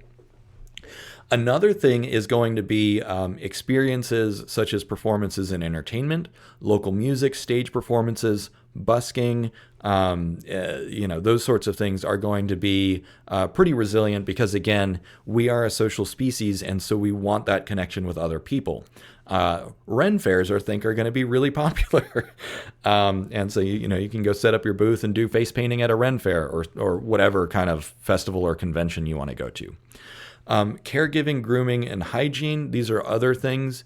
So whether it is child care or elder care or pet care, those kinds of jobs are going to be very resilient against being fully automated away. Because again, even if you do have a robot that can take care of grandma probably would want to see you rather than a robot, unless you don't get along. Maybe it's better that way. But also like your dog, right? Like my dog hates machines, right? So he would freak out if a robot showed up to take him for a walk. So, granted, I work at home all day, every day, so I don't need pet walkers, but some people would. Other domestic services like gardening, lawn care, cooking, cleaning, growing and sharing food, these are things that will probably persist. What up, Valpo? I worry about this stuff as an educator. We're not prepared to add AI to our programs or change our programs to things that can't be AI'd. Yes, we need to rethink the way that we do all the things. I think that the next step is like a combined process of like having, I've said this before, having Chat GPT, LLM, what have you, be your patient tutor, and the human there to like guide the class and do the things as a whole, like a blended approach. I see like both those things need to be or should be integrated together for best effect. Unfortunately, like again, like the way that we approach education is just as flawed and band-aided to shit as everything else that we do, and so that is going to continually be an issue until we are up against it, until some external motivator makes the changes that need to happen in order to to have the best effect. Like an educated populace, the more people who are educated, the bigger your talent pool. The bigger your talent pool, the more things that you can accomplish. And like, I see tremendous upside. It's just whether or not, what kind of pains are we going to have to go through that we don't have to go through, but will choose as, in the collective sense, to go through because we still don't want to do the thing, because it has the bad words in it, like taxes, socialism, and things like that. Persist as well. Because again, local economies, circular economies, these are rising in popularity. And then finally, artisan and craftsmen, handmade goods, arts and crafts. These are the kinds of things that people will really value and cherish. And it's also something that a machine intrinsically cannot do. In the age where machines can make all kinds of furniture and mass produce it, we still already have Etsy, where you can buy handmade clothing and handmade furniture and handmade tools. And so the demand is already there. And one thing that can happen and yes, they're more expensive, but these are much higher quality goods, and they're also much more durable. So again, even if mass-produced goods become cheaper due to AI, there's still going to be a demand for those high-quality, handmade, unique goods and arts and crafts.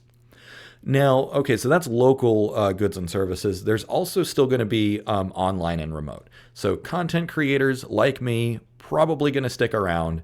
Influencers, streamers, whether it's a lifestyle blog or travel blog or whatever. I started following lots of lifestyle bloggers. Usually they're attractive women because that's just the pattern. But I also follow plenty of guys who like build stuff or go on adventures, that kind of thing. And the reason that I think that these are going to stick around is because even if you have a fully digital avatar, your brain knows that it's fake, right? Some people, of course, will be plenty entertained by, a digital avatar. But really, as a human, I want to see another human's experience. I want to learn from that human. I want to empathize with that person. And so content, influence, streamers, it's the personality, it's the realness, the authenticity. Even if there is some performance associated with it, that's what people really want to connect with. Crowdfunding platforms like Patreon, OnlyFans, plenty of other alternatives are out there. Those are going to stick around. And so basically the two ways that you can make money online in the future, I think, are going to be ads and crowdfunding. There's also white label services like subscription-based services, but that's essentially crowdfunding, right? Like you pay to get in, and then you get access to exclusive content. Game hosts, coaches, and trainers of various kinds. So one of my Patreon supporters is actually a professional online coach, and she teaches other coaches. And this is actually a really, really huge market segment. I had no idea how big it was. But again, having that one-on-one time with someone where you can say, hey, this is what I'm struggling with, because we're humans, we're always going to be struggling with something, right? But then like game hosts, there's paid dungeon masters that can host, that can run D&D campaigns for you. All kinds of stuff is possible online that are intrinsically better done if it's a human. That being said, there are plenty of people working on using GPT technologies to automate, game hosts and that sort of stuff. So some of this is going to change. But a lot of these things, again, people are willing, the demand for the human is high enough that people are going to be willing to pay for it. Now, on top of making more money with the UBI, there is also a lot that you can do to further reduce costs. Obviously, the biggest things are housing and transportation. We already talked about how to reduce the costs there. There's a lot of other stuff that we can do to keep reducing costs in order to make better use of the free time that we have. So, for instance, tool sharing, tool libraries. There's actually, I didn't realize this, but many county libraries or city libraries already have tools that you can check out. And then, of course, if the demand for that goes up, then libraries, will continue to do that. There's also maker spaces that you can join, usually with a small fee, that give you a space to build stuff and borrow tools. Circular economics, which is, reusing as much as you can. Refurbishing stuff. We're going to talk about refurbishing more in a future slide. Clothing exchanges, clothing swaps, other good swaps. Like one thing that I do is that every now and then I have a folding card table, and I'll put it out by the road, and I just will give stuff away, right? And so by just giving stuff away and sharing, right, you don't even have to worry about bartering or exchanging or buying stuff. Just giving stuff. That is awesome. That is awesome, Lobster. Stuff away and making use of those. And like for those of you who might not be, let's say, handy, right? I personally have a bunch of tools that I need only in a very limited capacity for very specific jobs that I've acquired over the years. And the only reason that I have them is because when I need that tool, only that tool will do, Like, there are certain tools that it's not just the best tool, but it's the only tool.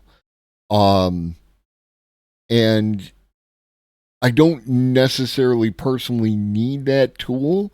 I just need access to that tool at the time that I need it. So like me and a bunch of my friends who used to work in contracting, we just tell each other, like, I have a 100-foot snake if you need something to snake out a long sewer line or something like that. And I just put it out there. So if they reach that point, rather than going and buying one for this one-time use, I've already done that, and then they can make use of it, right? For me, it was a 2-time use, but whatever. Let me tell you, if you need a 100-foot snake, you need a 100-foot snake.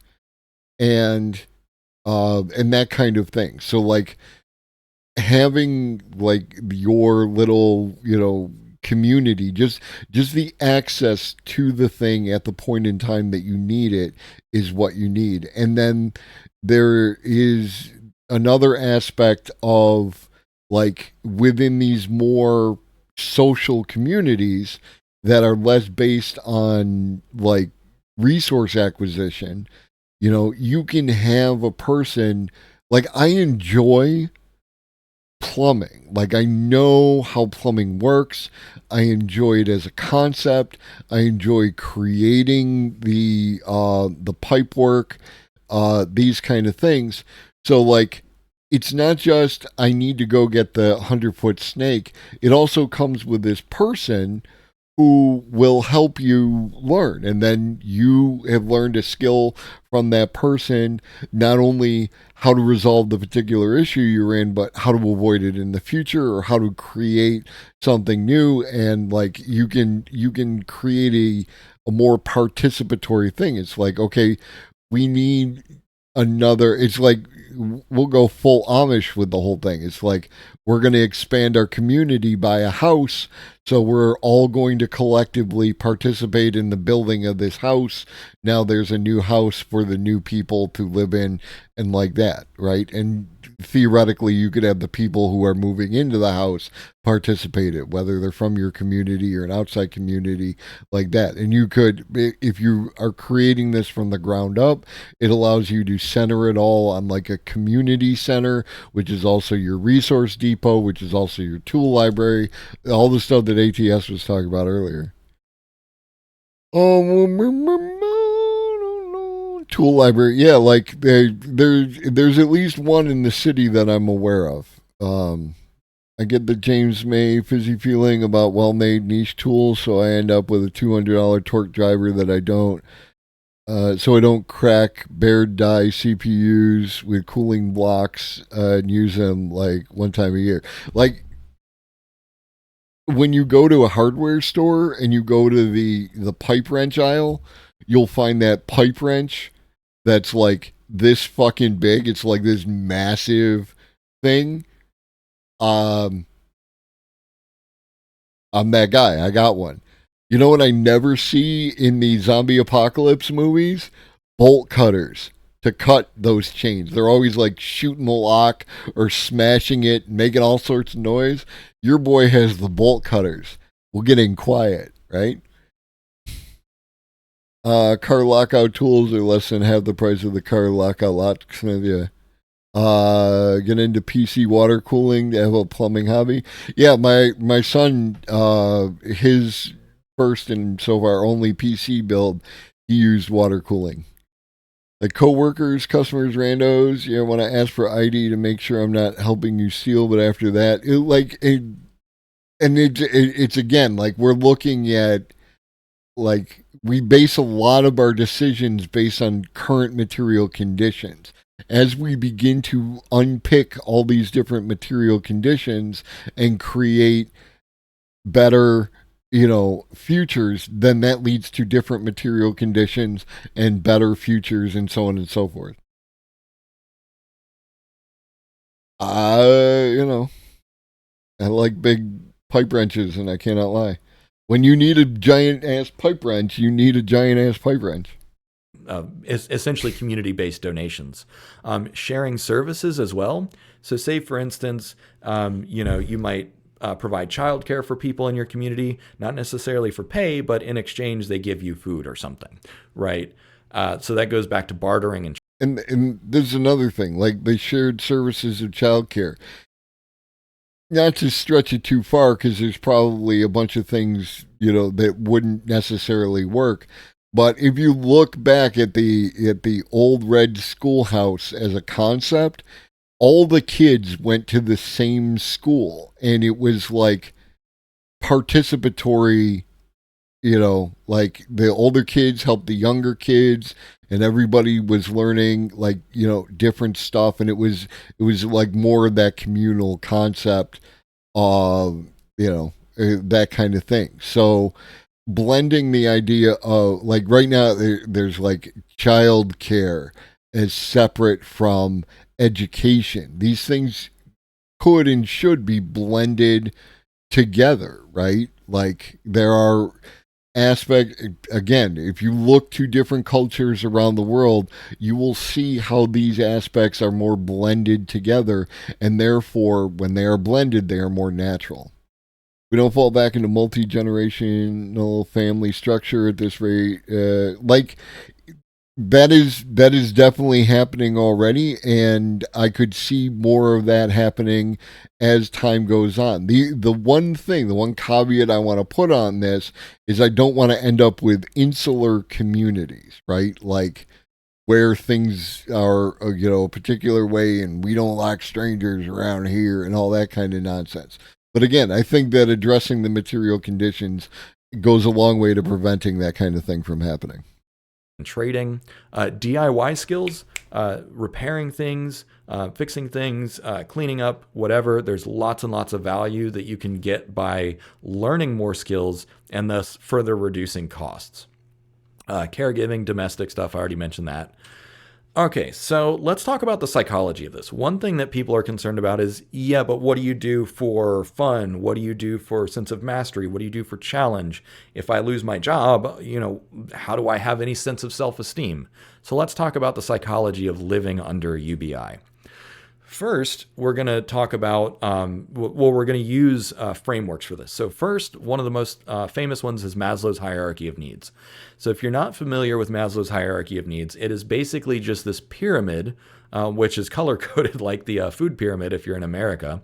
But it says you need to satisfy these needs starting from bottom to top. So physiological needs include air, water, food, shelter, sleep, that sort of stuff. Safety needs, which is about, are you in physical danger? Do you feel safe at home? Is your environment quiet enough? Are there any, dangerous smells or chemicals or whatever?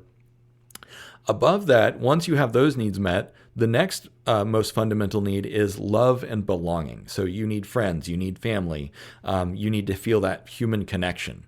And of course, we're in a loneliness crisis. I think something like 30% of young people today don't have a single best friend, which is really horrible. And I'm hoping that UBI gives us more free time to connect with people.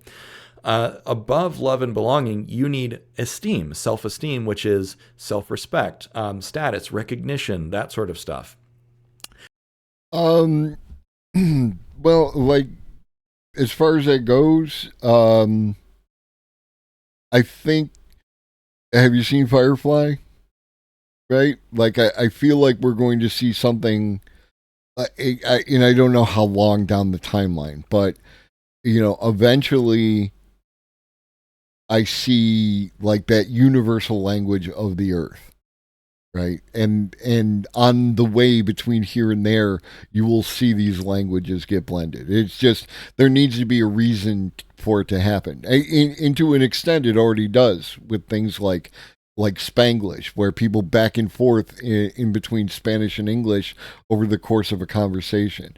The homie Arun talks about how Tamils will pop back and forth with some English in there, and you can actually hear it if you listen to some of the videos he plays. It will just drop the English words or English phrase in there and that kind of things. So all those kind of things, it's still occurring. It's just because you're standing in the middle of it as opposed to seeing the end result. What is this thing I've been hearing about lately? Loss of the third place. The third place is a place where you can go and not spend money. That is the third place. The soft definition of that.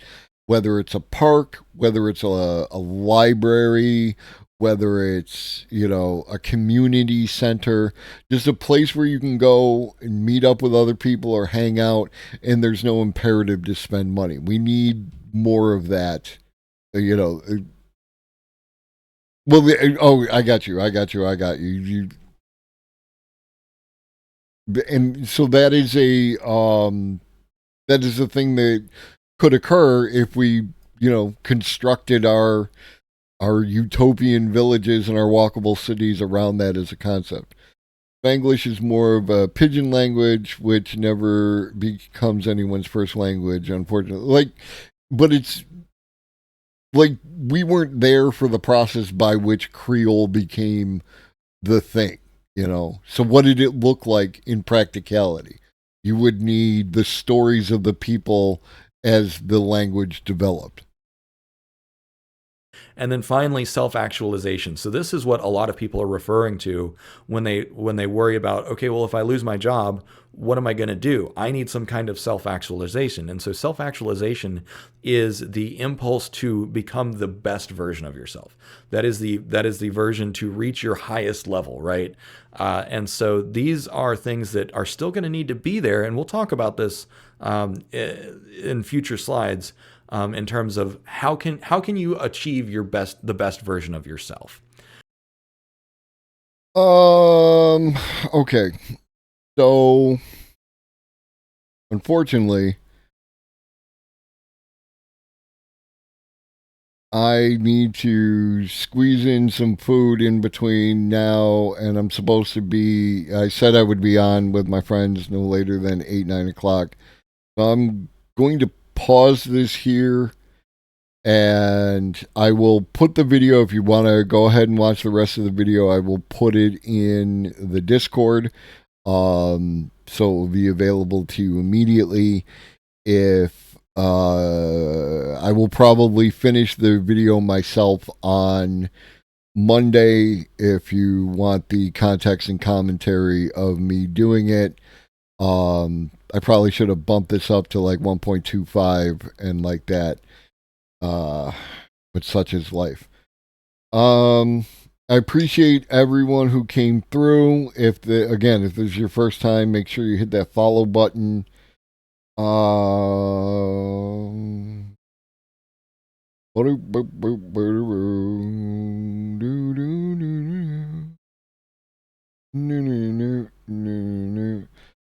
We're going to stay on the educational tip.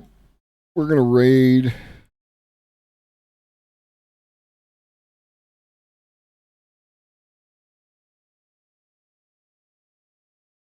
Dr. N, PhD, biologist, and usually have some fun things going on with microscopes and stuff like that. General, all-around good person. If you got someplace else to be, just stick around for the raid. Make me look like big, good, strong streamer and like that. Again, I will not be back on Friday and I will hydrate as soon as I'm done. I ran out of water. I got like nothing left. I will not be here on Friday, going away for the anniversary weekend. I will be back on Monday, and we'll do more of this. Again, if it's your first time, hit that follow. Otherwise, I will see you Monday at 5. In the meantime, drink your water. Eat some food. Take your meds if you forgot. Shoggy loves you. So do I. Be good.